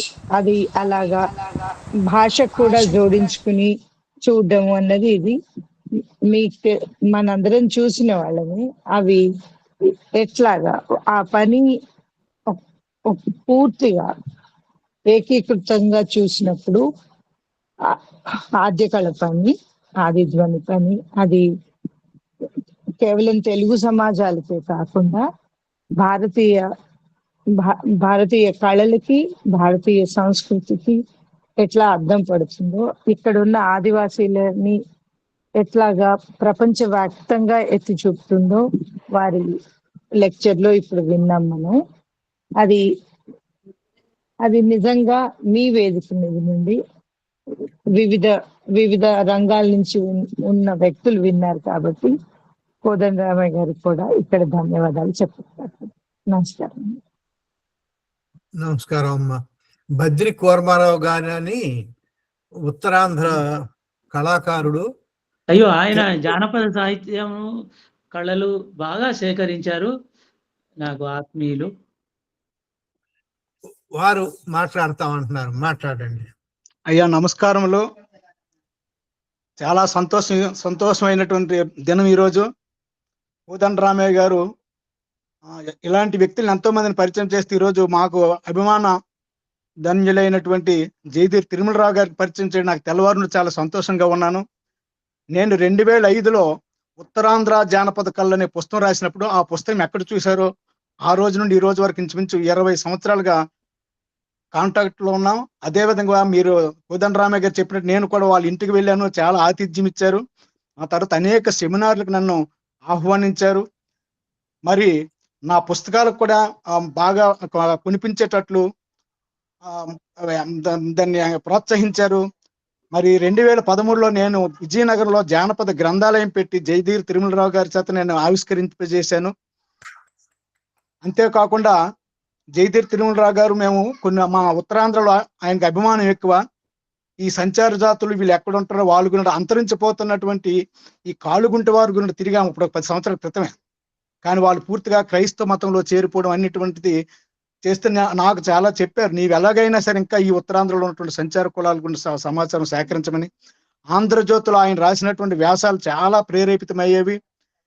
మరి ఇటీవల ఈ పుస్తకాలు కూడా ఆయన నన్ను పంపించడంతో పాటు పలాస కూడా వచ్చారు. పలాసలో ఈ ప్రదర్శన పెట్టడంతో పాటు మా ఊరు కూడా వచ్చారు, మా సొంత స్వగ్రామం రంగోయి పలాస మండలం వచ్చారు. అక్కడ కొన్ని గోడ అనేటువంటిది అంతరిస్తుంది. ఆ గోడని మేదరలో ఇప్పుడు లేదు ఆ వస్తువు, కానీ వాళ్ళ చేత పాత వాళ్ళ చేత తయారు చేయించి అది తీసుకున్నారు. మా ప్రాంతంలో కొన్ని పత్తులు రకరకాలైన వీటిని కూడా సేకరించారు.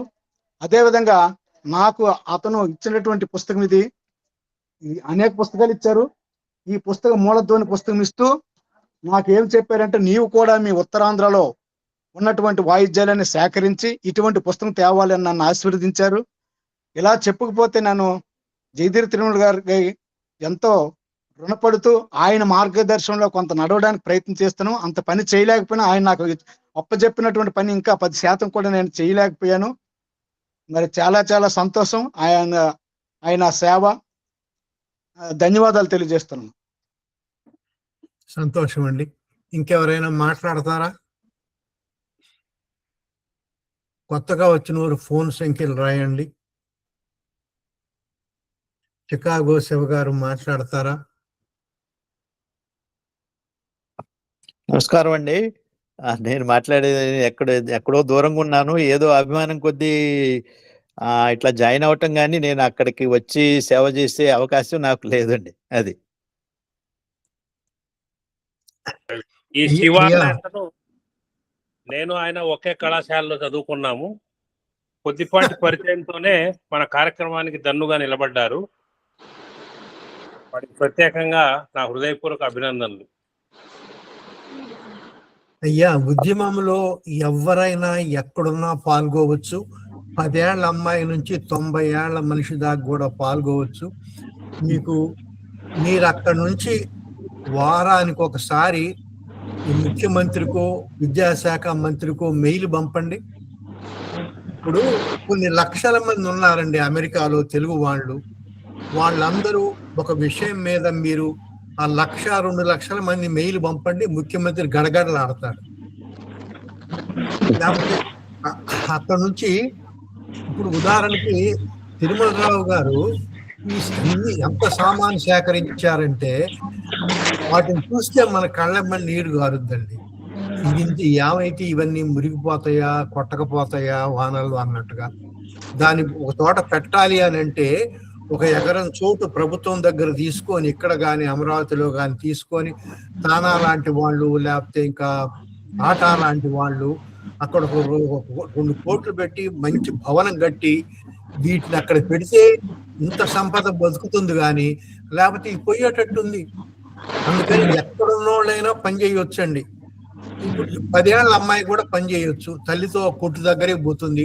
ఈ కొట్టు పేరు పలకలో కొట్టు పేరు తెలుగులో లేదు కాబట్టి మీ కొట్టులో మేము వస్తువులు కొనమని అన్నదనుకోండి ఎంత ప్రభావం ఉంటుందండి. అమ్మాయి ఇక్కడ కొనొద్దు మనం వెళ్ళిపోదాం అన్నాం అనుకోండి. అట్లా ప్రతి రంగంలో ప్రతి పిల్ల నుంచి పెద్దోళ్ళ దగ్గర కూడా ఏదో ఒక పని చేయొచ్చు, చెయ్యాలని విన్నవిస్తున్నాను.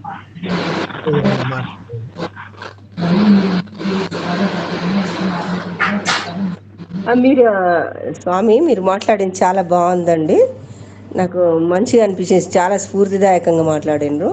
అయితే నేను ఇప్పుడు కన్ను ఆపరేషన్ కోసమని హనుమకొండ నుంచి హైదరాబాద్కి వచ్చాను. హనుమకొండలో వయోవృద్ధుల ఒక మీటింగ్ అని ఉంది, మాకు ఒక వేదిక. అక్కడ నేను చెప్తాను మన విషయాలని. తెలుగు భాషాభిమానులు ఉన్నారు, ఏదైనా అనగానే వాళ్ళు ఉరికి పోయి చేసే పని, వయోవృద్ధులు వాళ్ళు కానీ చేస్తారు వాళ్ళు ఏదైనా పని. అదొకటిని మనము నిజంగా ఒక ఉద్యమం లాగా, ఇప్పుడు మీరు అన్నారు అమెరికా నుంచి మీరు మెయిల్ పంపండి అని, మనం ఇంతమంది ఉన్నాము సంఘటితం చేసి ఇప్పుడున్న ముఖ్యమంత్రి మెడల్ వంచి పెట్టుకుందాం, చేసి మనం చేసుకోవాలండి. తెలంగాణ కోసం మనం ఇంత పోరాడి తెచ్చుకున్న తెలంగాణ కదా. ఇంట్లాంట్లో మీరు ఎంత చేసిండ్రు అన్నది మా కడకే చెప్తే నాకు కళ్ళల్లో నీళ్లు తిరిగి ఏడ్చిన ఆ రోజు. అయితే ఇదంతా చేసినప్పుడు ఒక పేరు బయటికి అనవద్దు కానీ ఒక ప్రముఖ రాజకీయ నాయకురాలు బిడ్డ అయ్యుండి ఇవన్నీ ఇయ్యండ్రి అన్నయ్య ఒక 3 లక్షలు ఇస్తా అని అన్నది తెలిసింది. అంటే నేనన్నా ఓ 4 లక్షలు ఇస్తా కానీ దాని ప్రాణం ఇయ్యమను, ఇస్తుందా ప్రాణము? ఆ ప్రాణము వారి 80 ఏళ్ళ జీవితం మొత్తం అందులో ఉంది. 80 ఏళ్ళ జీవితాన్ని ఒక వెలగట్టి ఎట్లా కొంటారు? అది వెలలేనిది. అది తెలంగాణ ఎంత ఇదో వారు సేకరించిన ఈ ఇదన్నీ అంత ఇది. కాబట్టి నాకు చాలా ఇంప్రెస్ అయిన అన్నయ్య మీ గురించి. నాకు అది ఒకసారి భావయుతంగా చెప్పాలనిపించింది. మనం చేద్దామంటే ఒకసారి మనం మంచిగా అందరం కలిసి పోయి ఒక రిప్రజెంటేషన్ పట్టుకొని ముఖ్యమంత్రికి ఇచ్చి మనం సంపాదించాలా. మనం ఇది ఇంత పెద్ద ఇది నిఘంటువు, దీన్ని మీరు కాపాడుకోవాలి తెలంగాణ అని చెప్పేసి మనం మెడల్ వంచేయాలి. మనకు రైట్ ఉంది అది. నేను బరాబర్ చేస్తానండి. ఎందుకంటే తెలంగాణలో అప్పుడు మేము రోడ్ల మీద కూర్చొని అప్పుడు జడ్పీటీసీ అంటే మాది కేసీఆర్ గారు కూడా ఒక 3 సార్లు మా ఇంటికి వచ్చిండ్రు. అంత ఇది ఉండే అప్పుడు అనుకోండి. ఇప్పుడు లేదు కానీ చింత తెచ్చినా పులుపు తావదంటారు కదా, అట్లాంటి మనస్తత్వం ఉన్నది. బరాబర్ మనం ఏందంటే అది చేయగలుగుతామండి. నమస్కారం అండి. చాలా సంతోషం తల్లి, నువ్వు కొంచెం ఆశ కల్పిస్తున్నావు. చాలా సంతోషం. రాములు గారు ఎవరైనా విద్యాసాగర్ పోళ్ళ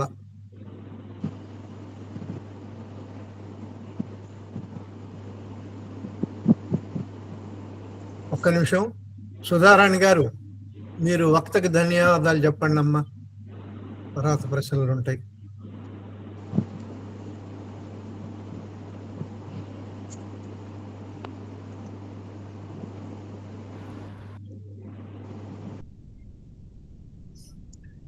మీ ఫోన్ సంఖ్యలను రాయండి, ఇక్కడ అవుతున్నారు. అంతర్జాలం ద్వారా వీక్షిస్తున్న వీక్షకులందరికీ వందనాలు.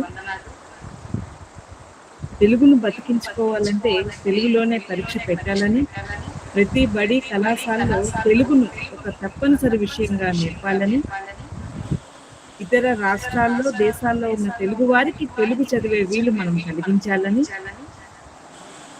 సార్ అది రీసౌండ్ వస్తుంది సార్, ఏదో మరి చెప్పండి. మీ నాకు దగ్గర తెలిసి ఎవరో స్పీకర్ ఫోన్ లో పెట్టారండి.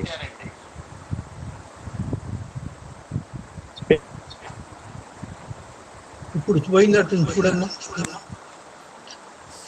అన్ని రాష్ట్రాల్లోని అచ్చ తెలుగు మాటలను సేకరించి బతికించుకోవాలని తెలుగు కూటమి ఏర్పడింది. ప్రతి 2-4 శనివారాల్లో జరిగే రచ్చబండ కార్యక్రమంలో పాల్గొనండి. మీ తెలుగు అభిమానాన్ని చాటుకొనండి. నాది ఒక చిన్న విన్నపం. తెలుగు కూటమి సభ్యులందరూ కూడా రచ్చబండ కార్యక్రమానికి హాజరైతే నిండా బాగుంటుంది. నేడు మన రచ్చబండ కార్యక్రమానికి ప్రాచీన గిరిజన సంగీత వాద్యాల సేకరణ మహాయజ్ఞ సోమయాజి ఆచార్య జయదీప్ తిరుమలరావు గారు విచ్చేశారు. ఇన్నాళ్లకు తీరుబడి చేసుకొని మన కార్యక్రమానికి విచ్చేయడం మనకు అదృష్టంగా భావిస్తున్నాం. భారతీయ సమాజంలో మౌఖికతకు లేని ప్రాధాన్యత లేఖనానికి ఉంది. అయితే 2 సమాన విలక్షణమైనటువంటి రూపాలే. మౌఖికత లేకుండా లిఖితం లేదు, లిఖితం లేకుండా మౌఖికత లేదు. ఈ 2 ఒకదానిపై ఒకటి ప్రభావాన్ని చూపిస్తాయి. కాకపోతే మనం రాతకు ఇచ్చే ప్రాధాన్యత చాలా ఎక్కువ, మౌఖికతకు ఇచ్చే ప్రాధాన్యత చాలా తక్కువ అంటారు జయదీప్ తిరుమలరావు గారు. సాహిత్యాన్ని, చరిత్రను పరిశీలించే ఒక సాధనం ఈ తాళపత్రం అని అంటారు. పాశ్చాత్య దేశాల్లో తాళపత్రాలకు ఎంతో ప్రాధాన్యత ఇస్తారని, ఒక కోహినూర్ వజ్రానికి ఒక తాళపత్ర ప్రతికి రెండిటిని పోల్చుకుంటే మనము కోహినూర్ వజ్రానికి ఎక్కువ ప్రాధాన్యత ఇస్తాం, కానీ తాళపత్ర ప్రతికి ఎక్కువ విలువనియాలని అంటారు. అటువంటి విలువైన సంపద మన దగ్గర ఉంది, మనము వాటిని గుర్తించలేకపోతున్నాము అన్న బాధని వీరు వ్యక్తం చేస్తున్నారు. అయితే ఇటువంటి ఈ వైవిధ్యభరితమైనటువంటి ఈ రాతప్రతులు ఉన్నా వాటికి తగినంత గుర్తింపు లేకుండా పోతున్నది వాస్తవం. వాటిని పరిరక్షించుకోవాల్సిన అవసరం ఎంతైనా ఉంటుంది అని చెప్తూ, భాష అధ్యయనం 2 కూడా ఒక గూటి పక్షులే. ఈ జానపద కళారూపాలు లేకుండా మనం చరిత్రను సృష్టించుకోలేము. సుమారు 5,000 కళాఖండాలు, 5,000 తెలుగు పదాలను, ఆ కళారూపాల నుంచి సుమారుగా ఒక 5,000 తెలుగు పదాలను మనం సృష్టించుకోవచ్చు అని చెప్తారు. అదే విధంగా మన సోదర భాషలైనటువంటి తమిళం, కర్ణాటక ఇటువంటి జానపద కళారూపాలు వాళ్ళ పదాలను సేకరించి వీటి సమ్మేళనంతో మనము ఒక నిఘంటువుని, జానపద గిరిజన నిఘంటువుని రూపొందించుకోవాల్సిన అవసరం ఉంది అని చెప్తూ, గతంలో తెలుగు అకాడమీ వారు భద్రకృష్ణమూర్తి గారి ఆధ్వర్యంలో వృత్తిపద కోశాన్ని రూపొందించారు. కానీ ఇటువంటి జానపద కళారూపాలకు సంబంధించిన పదకోశాన్ని కూడా మనము రూపొందించుకోవాల్సిన అవసరం ఉంది. 1974వ సంవత్సరంలో గురువు గారైనటువంటి డాక్టర్ బిరుదురాజు రామరాజు గారి సలహా మేరకు జానపద ఆదివాస జనజీవిత కళారూపాలను సేకరించమని చెప్పడంతో శిరస వహిస్తూ ఆయన విశ్రాంత ఆచార్యులు అయినప్పటికీ అవిశ్రాంతంగా 50 సంవత్సరాలు దాటినా కూడా నిరంతరం, అంటే ఆ కృషి 50 సంవత్సరాలు కూడా అయినా కూడా ఇప్పటికి కూడా కొనసాగించి ఎందరికో స్ఫూర్తిదాయకంగా నిలుస్తున్నారు. ప్రభుత్వాలు కూడా ఇలా కళ్ళు తెరిచి ఇలా చూడవలసినటువంటి కళారూపాలని సేకరించారు, కళాకారులను కూడా ప్రోత్సహిస్తున్నారు.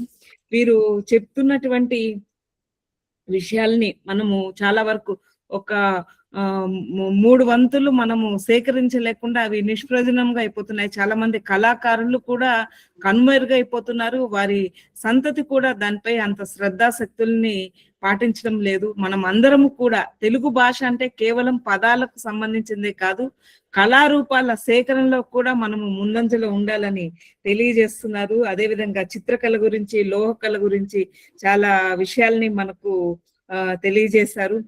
శిల్పకారుల దగ్గర ఉండేటువంటి, ఆదివాసుల దగ్గర ఉండేటువంటి కళారూపాలని మనం సేకరించాలి అని చెప్తున్నారు. వీరు సేకరించినటువంటి కళారూపాలని ఒక మ్యూజియంగా కూడా ఏర్పాటు చేసి మనకు తెలుగు విశ్వవిద్యాలయంలో ఏర్పాటు చేశారు. కానీ అది కొన్నాళ్లకు దానిని కొన్ని కారణాలతో తీసివేయడం అనేది బాధాకరమైనది. తన గృహాన్ని ఒక మ్యూజియంగా చేయడం అనేది చాలా ఇంతవరకు నేనైతే మాత్రము నేను జానపద సాహిత్యంలో పరిశోధన చేశాను, కానీ నేనైతే వినలేదు, కనలేదు. అటువంటిది జయదేవ్ తిరుమలరావు గారు ఈ కృషి చేయడం అనేది చాలా గొప్ప సంగతి. మనం అందరం కూడా తెలుగు భాషకు కృషి చేస్తున్న వాళ్ళమే. ఇటువంటి కళారూపాలను కూడా మనం వెలుగులోనికి తీసుకొని రావాలి.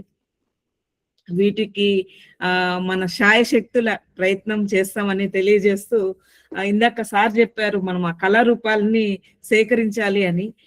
ప్రాచీన తెలుగు మార్గాన్వేషణ పరిష్కరణ అనే దాంట్లో ఆయన ఒక శాసనాలు, నాణాలు, తాళపత్రాలు ఏ విధంగా మనం సేకరించాలి అని ఇచ్చేశారు. దానికి ప్రారంభోత్సవంలో జయదేవ్ తిరుమలరావు గారు వచ్చారు. మన కళారూపాలని మనం ఏ విధంగా పరిరక్షించుకోవాలని తెలియజేశారు. అంటే ఇటువంటి మహా వ్యక్తులు, ఇప్పుడు సార్ చెప్తున్నారు ఎన్నో కళారూపాలను మనం సేకరించాలని చెప్తున్నారు కదా, నేను అనుకోవడం ఏమిటా అంటే ఇటువంటి మహనీయుల చెప్పేటువంటి చరిత్రను కూడా మనం నిక్షిప్తం చేయాలి. ఇవి భావి పరిశోధకులకు ఎంతో ఉపయోగకరంగా ఉంటుంది. సార్తో నాకున్నటువంటి అనుబంధము ఒక చిన్న మాటతో చెప్పి ముగిస్తాను. నా పిహెచ్డి దానికి కూడా సార్ ఎంతో సహకారాన్ని అందించారు. వాటిని ఏ విధంగా సేకరించినటువంటి కళారూపాలని ఏ విధంగా ఒక సిద్ధాంత గ్రంథంగా ఏ విధంగా రూపొందించాలని తమ అమూల్యమైనటువంటి సలహాలు అందజేశారు.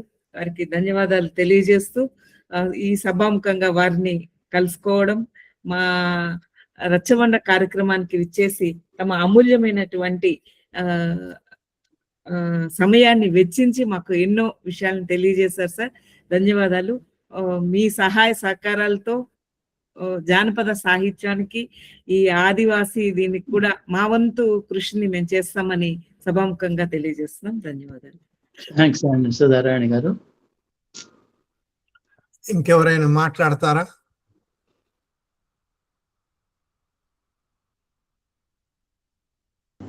ఇది ఒకసారి మనము జిఆర్ స్వామి వారి దగ్గరికి వెళ్ళి కూడా మనం ఇది చెప్దామండి. అసలు చెప్పి మనకు అక్కడ ఇప్పుడు అంత పెద్ద ప్రదర్శనశాల ఉంది కదా, అక్కడ ఏమైనా మనకు అకామిడేట్ చేస్తారా కనుక్కుందామా, మీ అభిప్రాయం ఏంటి అని నేను సందేహం వెలువడుతున్నాను. మనము ఈ మీటింగ్ తర్వాత ఒకసారి ఫోన్ లో మాట్లాడుకుందాం. మీకు కొన్ని చెప్పాల్సింది కూడా ఉంది ఈ విషయం. అయ్యా అయ్యా అయ్యా అయ్యా అయ్యా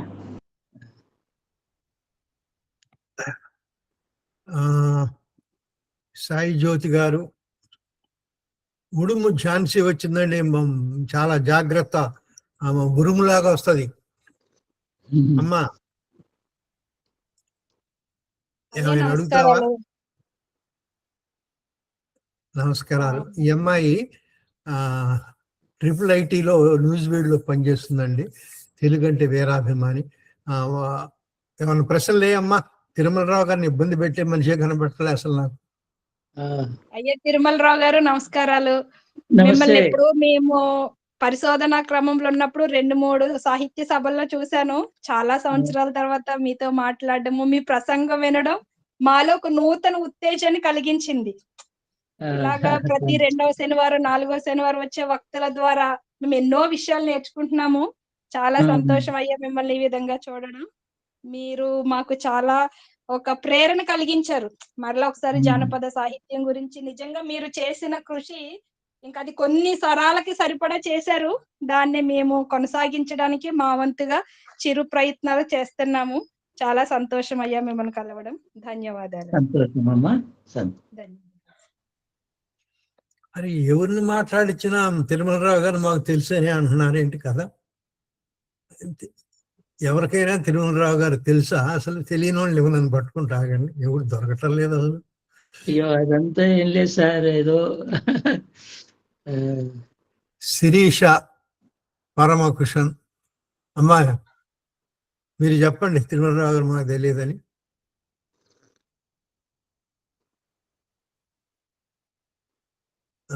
రమాదేవి గారు, నీల, పద్మారెడ్డి గారు, మీరు రాయి విసరాల. పద్మారెడ్డి గారు. నమస్కారం సార్, నేను ప్రయాణంలో ఉన్నాను, వినగలుగుతున్నాను, చాలా సంతోషంగా ఉంది. అంటే దీన్ని నేను వినగలుగుతున్నందుకు సంతోషం సార్. కారులో ఉంది ఆ గారు. సంతోషం అమ్మా. అడ్డం అనసూయ గారు. పెద్ద మనసుతో మాట్లాడించాలి. అంతేనా? ఆమన్నం మీకు తెలియదేమో అనుకున్నాను, ఆమె కూడా తెలిసిన ఆమె. అనసూయ గారు ఈ గొంతు అయ్యో, మా చెప్పండి టీం అమ్మా. Member sir. అబ్బో అబ్బో. అనసూయ గారు.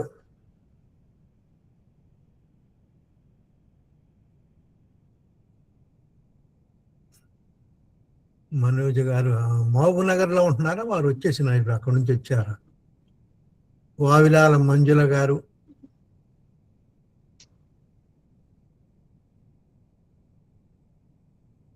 జైత్ర బోడిలి గారు, హనుమంతరావు గారు, రామ్. కేశరాజు గారు ఒక్క నిమిషం మాట్లాడండి. సార్ మంచి వక్త ఉపన్యాసం విన్నాం కదా సార్, మాట్లాడడానికి ఏముంది, బాగుంది, బాగా మాట్లాడారు. అందరం కూడా ఆ విషయం పైన కలిసి పనిచేయాలన్న దాంట్లో సందేహం ఏం లేదు. నాకు కూడా కొత్త ఆలోచనలు ఇచ్చారు, ఆలోచించుకుంటున్నాను నేను కూడా ఏం చేయొచ్చా అని. తప్పనిసరిగా చేద్దాం సార్. Thank you. సహకారం అందిస్తాను సార్.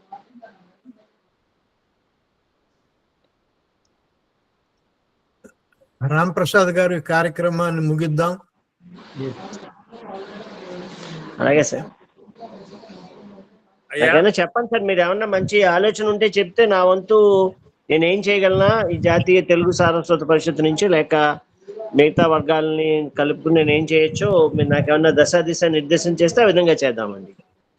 సంతోషం అండి సార్. నాకు వీలుంటే ఒక్కసారి తిరుమలరావు గారి నెంబర్ నాకు ఒక్కసారి పంపించండి సార్, నేను కూడా వారితో మాట్లాడతాను. నాకు మన ఎవరైనా తర్వాత నాతో మాట్లాడండి, వారి ఫోన్ సంఖ్య నేను పంపిస్తాను. అదంతా మీకు యాసలు అని ఇక్కడ వచ్చిన వాళ్ళందరిలో చిన్న అబ్బాయి అండి ఇతను. అతను ఏదో మాట్లాడాలంటున్నాడు, మాట్లాడయ్యా. అతను పల్లెటూళ్ళలో ఉన్న చిన్న చిన్న తెలుగు మాటలు యాసల్ని పోగు చేస్తున్నాడు. మాట్లాడమ్మా. నమస్కారం తిరుమలరావు గారు, మీ గురించి చాలాసార్లు పేపర్లో చూస్తున్నాను. మీ ఆర్జకళ వస్తు ప్రదర్శనశాల గురించి. అదే హైదరాబాద్ రావడం కుదరలేదు మీరు పెట్టిన నెల ఆ సమయంలో. సంస్కృత ప్రదర్శనశాల కోసం చూస్తున్నాను.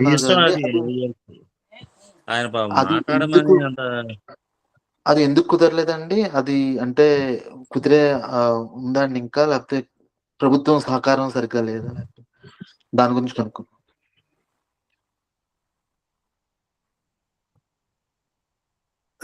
అంతే అదే ఇంట్రెస్ట్. నేను ముగింపు పలకొచ్చండి. ఒక్క నిమిషం, ఆయన గారు ప్రశ్న అడిగాడు. బాబు యాసలు, నువ్వు ప్రశ్న స్పష్టంగా అడగలేదయ్యా తిరుమలరావు గారిని. అదే అండి, ఆర్జకళ ప్రదర్శనశాల గురించి చాలాసార్లు పేపర్లో చదివానండి. మీరు సంస్కృత ప్రదర్శన కోసం చూస్తున్నారని అన్నారు అప్పుడు చాలాసార్లు. అదే ఎందుకు కార్యరూపం ఎందుకు దాల్చలేదు? ప్రభుత్వం సహకారం సరిగ్గా లేదా, లేకపోతే అది కనుక్కుందాం. సరిగ్గా వినబడిందండి? తిరుమలరావు గారు మోగబోయారు, మ్యూట్ అయ్యారండి.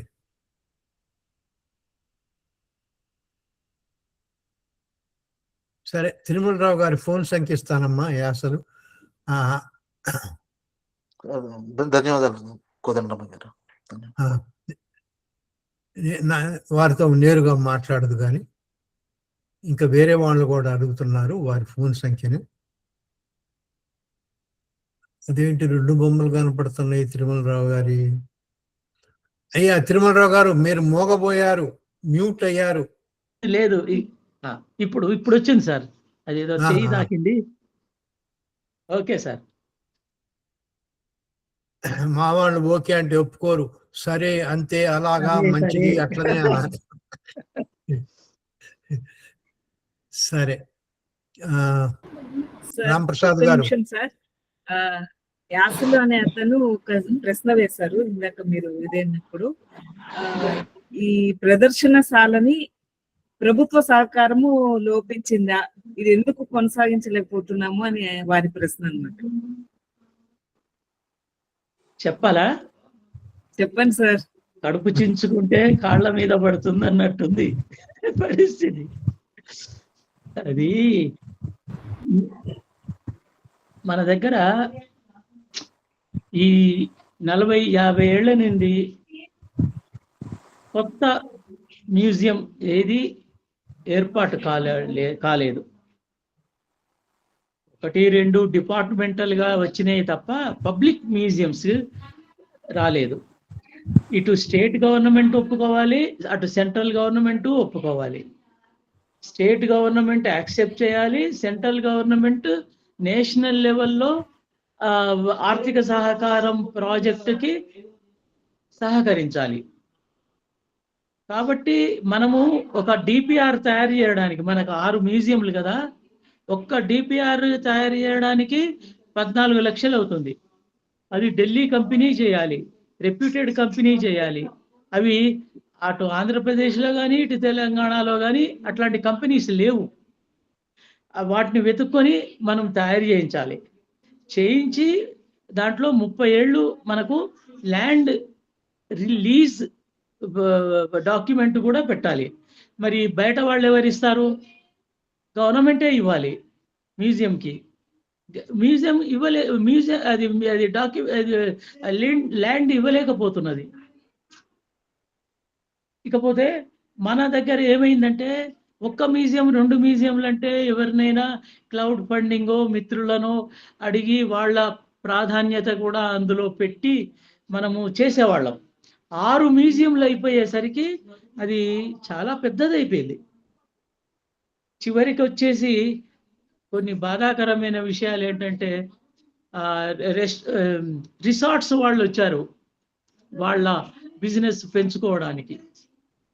అట్లా ఇప్పుడున్న పరిస్థితి, అటు ప్రభుత్వాలు, అది మన ముఖ్యమంత్రి రేవంత్ రెడ్డి గారు, ఆయనకు విజన్ ఉన్నది. ఆయన మొదటిసారి కలిసినప్పుడు నేనేం చెప్పాలనుకుంటానో అన్నీ చెప్పారు, చేద్దామన్నారు. ఆ తర్వాత ఉస్మానియా విశ్వవిద్యాలయంలో కొంతమంది ఆదివాసీ జానపద కళా సంపద భాషా వ్యతిరేకులు ఉండడం వల్ల, తెలుగు భాషా వ్యతిరేకులు ఉండడం వల్ల మనకిచ్చిన ల్యాండ్కు అడ్డుపడ్డారు. ఆ తర్వాత మళ్ళీ కొనసాగలేదు. ఇదంతా ఈలోగా మన దగ్గర వస్తువులు నేను 50 ఏళ్ల నుంచి సేకరించాను కాబట్టి అవి పాడైపోతూ వస్తున్నాయి. వాటిని ఇప్పుడు ఫస్ట్ రిపేర్ చేయించాలి, డస్టింగ్ చేయాలి, కొన్నిటికి మళ్ళీ కొత్త పాడైపోయిన దానికి పాత షేప్ తీసుకురావాలి, వాటి క్యాటలాగులు తయారు చేయాలి, వాటి ఫోటోగ్రాఫ్స్ తీయాలి, వీడియోగ్రాఫ్స్ తీయాలి. ఇది ఒక పెద్ద పని అయిపోయింది. ఈ పనిలో మేము కొద్దిమంది 4-5 మాత్రమే వీటి సేకరణలో మమ్మల్ని మించిన వాళ్ళు లేరు. ఛత్తీస్గఢ్, జార్ఖండ్, ఒరిస్సా, కర్ణాటక, ఆంధ్రప్రదేశ్, తెలంగాణ ఈ రాష్ట్రాల్లో మేము ముఖ్యంగా సరిహద్దు ప్రాంతాల్లో కొంత న్యాయం చేశాం. తిరిగి వాళ్ళను పట్టుకొని అన్ని రకాలుగా అట్లా చేయగలిగాం. కానీ వీటిని ఎస్టాబ్లిష్ చేసే విద్య లేదా చొరవ మాకు లేదని అర్థమైంది. అందుకే ఎవరు వచ్చినా ఇది మనది అనుకోండి, ధైర్యంగా ముందుకు ఎవరైనా వస్తే మీదే అనుకోండి, కానీ దానిని మనము కోల్పోవద్దు అనేది మాత్రం మా విజ్ఞప్తి. ప్రభుత్వానికి కూడా మన వేదిక మీద నుంచి ఒక రిక్వెస్ట్ ఏం పంపుతున్నానంటే, చాలాసార్లు మీ దృష్టికి తీసుకొచ్చాం, ఇప్పటికైనా మీరు తెలుసుకోండి వాటి విలువను, దానిని కాపాడండి. సబ్బండ వర్ణాల తెలుగు ప్రజల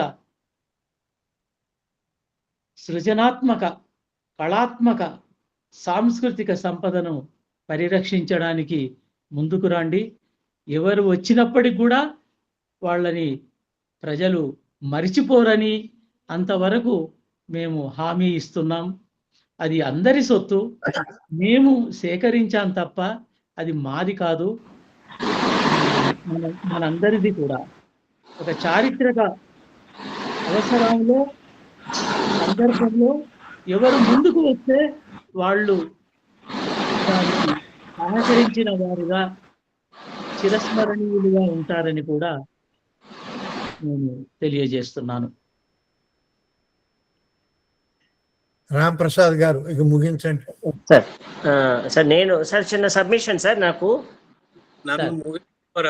చెప్పండి సార్, నాకు ఒక్కసారి జయదీర్ గారి నెంబర్ నాకు పెడితే నేను నా వంతు నుంచి నేను ఒక చిన్న ప్రయత్నం నేను చేస్తాను సార్. వారిని నేను మిగతా సభ్యులను పెట్టుకుని ఐ డూ సంథింగ్, నేను చేయగలిగిన ప్రయత్నం నేను వచ్చేది చేస్తాను సార్.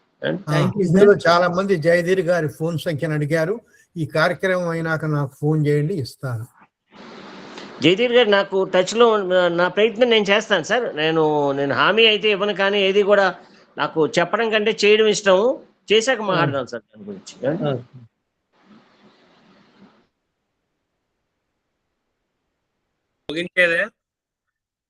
ముగించండి. ఇక్కడ అది కోదండరామయ్య గారు, ఇక్కడ విద్యాసాగర్ గారు ఉన్నారు. పాల్వంచ, మంచి రచయిత, కవి. ఇంతకు ముందు నేను చెప్పానే పెద్ద మనసూయ సహచరుడు. వారు కామెంట్ ఇస్తే బాగుంటుందని అనిపించింది. విద్యాసాగర్ గారు పాలంచలో నేను పనిచేశారండి. మాది ఖమ్మం జిల్లా. మన మాట వినిపించండి ఒకసారి గట్టిగా. సాగర్ చెప్పు. మోగబోయి ఉన్నారండి, మోగబోయి ఉన్నారు, మ్యూట్ అయి ఉన్నారు. అంటే ఆయన మ్యూట్ అయి ఉన్నారు. ఆ స్పీకర్ బొమ్మ మీద వేలు పెట్టండి, స్పీకర్ బొమ్మ మీద వేలు పెట్టండి, మైక్ బొమ్మ మీద. అది ఆయనకు వినరావట్లేదు కదా. వినపడుతుందండి, వాళ్ళకి వినపడుతుంది. వాళ్ళు మాట్లాడేది మనకి వినపడదు. విద్యాసాగర్ గారు మాట్లాడేది, ఇతరులు మాట్లాడేది వినపడుతుందా? ఆయన మాట్లాడుతున్నాడు. అయ్యా మీరు మాట్లాడేది మాకు వినపడటం లేదు. విజయసాగర్ గారు, మీ దగ్గర మైక్ బొమ్మను చూడండి. మైక్ బొమ్మ నొక్కండి ఒకసారి. తాత వారు వచ్చేసారంటే ఇంకా అదృశ్యం అంతా వినపడుతుంది.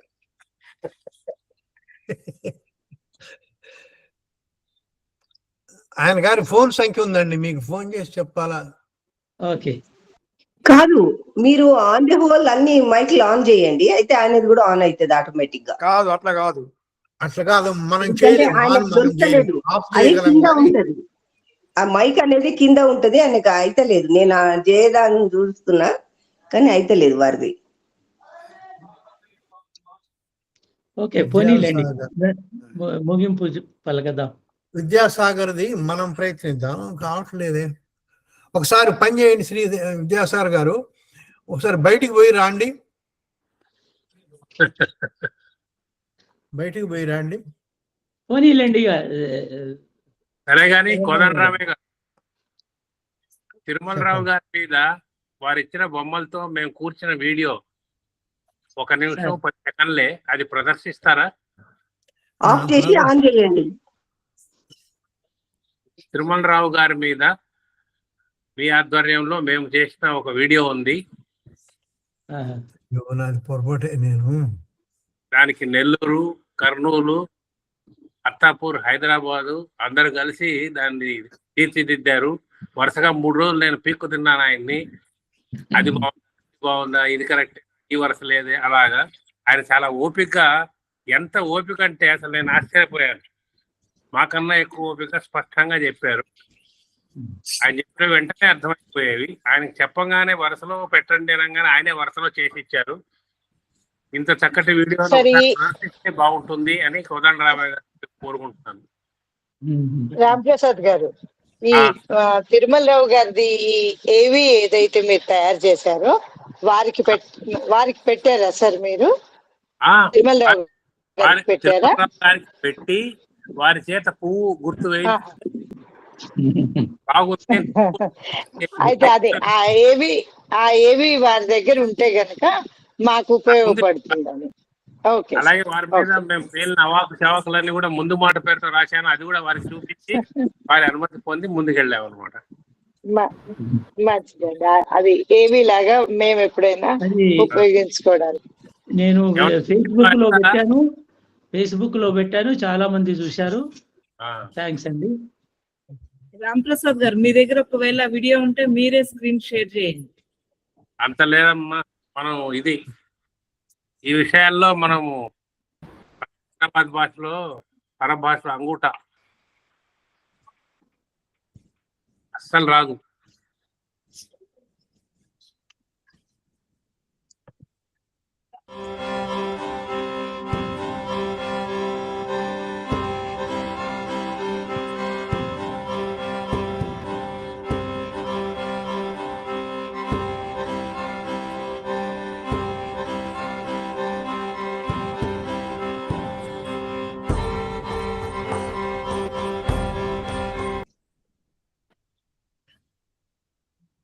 కట్ సెన్సార్ వారి కట్ చేశారు ఏదో మరి. ఎందుకు పర్వాలేదు. ఎలాగో మనం అన్ని గ్రూపుల్లో ఇది పెట్టాము. ఈ వీడియో విశేషం ఏంటంటే, ప్రతిసారి తిరుమలరావు గారు మీకే చెప్తున్నాను, మేము ప్రతిసారి ఏదో ఒక తెలుగు ప్రబోధాత్మక గీతం ఒకటి పెట్టి సరదా పడుతూ ఉంటాం అనమాట, తెలుగు గొప్పదని ఇదని. కానీ ఈసారి మీరు ప్రత్యేకంగా మీరు చేసిన కృషిని ప్రతిబింబించేట్టుగా నాకు ఆ వీడియో దొరకడం చాలా సులువైంది నా పని. చక్కగా తెలుగు ప్రజలదే అనుకుందాం. రాంప్రసాద్ గారు, మీరు గ్రూప్ అని ఆంగ్లం వాడుతున్నారు. గుంపు అన్నది గుంపు.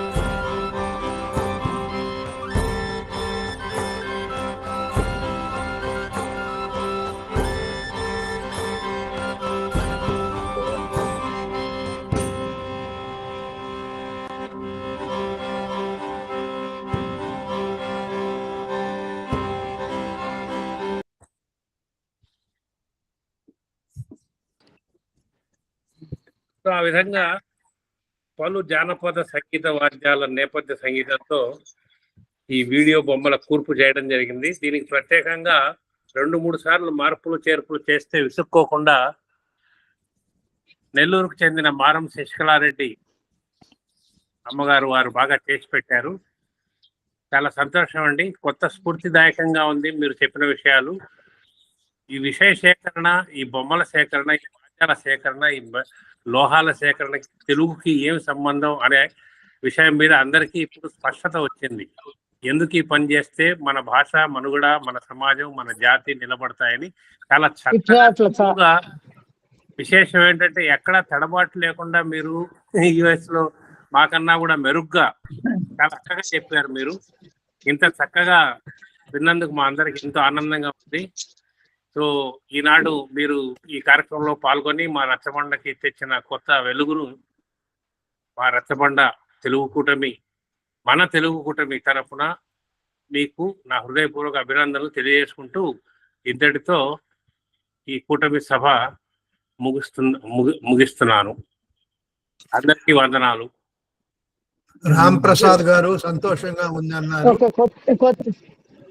నాకు మాత్రం చాలా బాధగా ఉంది ఇదంతా విన్న తర్వాత. ఇప్పుడు వీరు పోయి ఢిల్లీలో ఒక ట్రైబల్ అమ్మాయిని కలిశారు. అరే వేరే వాళ్ళు గొంతిప్పి మధ్యలో మాట్లాడుతున్నారండి. ట్రైబల్ ఆమెను కలిశారు. ఆమె ఈ భారతదేశానికి అధ్యక్షురాలు. కేంద్రం ఏమైనా చేస్తుందేమని నాకు కొద్దిగా ఆశ ఉందండి. ఇప్పుడు చోటు పెద్ద ఇబ్బంది కాకపోవచ్చు. ఇప్పుడు తెలుగు యూనివర్సిటీ ఉంది, అందులో ఒక ఎకరం ఇవ్వడానికి ఇబ్బంది లేదు కదా. అసలు మొత్తం ఖాళీ చేయమంటున్నారు దాన్ని ఇప్పుడు. అందుకని వాళ్ళు ఏదో ఇన్ఫర్మేషన్ ఎవరు ఇవ్వమంటున్నారు. అక్కడ ఒక ఎకరం ఇవ్వడం పెద్ద కష్టం ఏం కాదు. అందుకని అందులో కేంద్రం నుంచి మీకు ఫోన్లు కూడా వస్తున్నాయి. కొద్దిగా ఆశ ఉంది, వాళ్ళు భారతీయ సంస్కృతి మీద కొద్దిగా చూపు ఉన్నది అక్కడ అని చెప్పేసి అది ప్రయత్నం చేద్దాం, కొనసాగిద్దాం. ఇక ముగిద్దామండి. అంతే అయిపోయిందండి.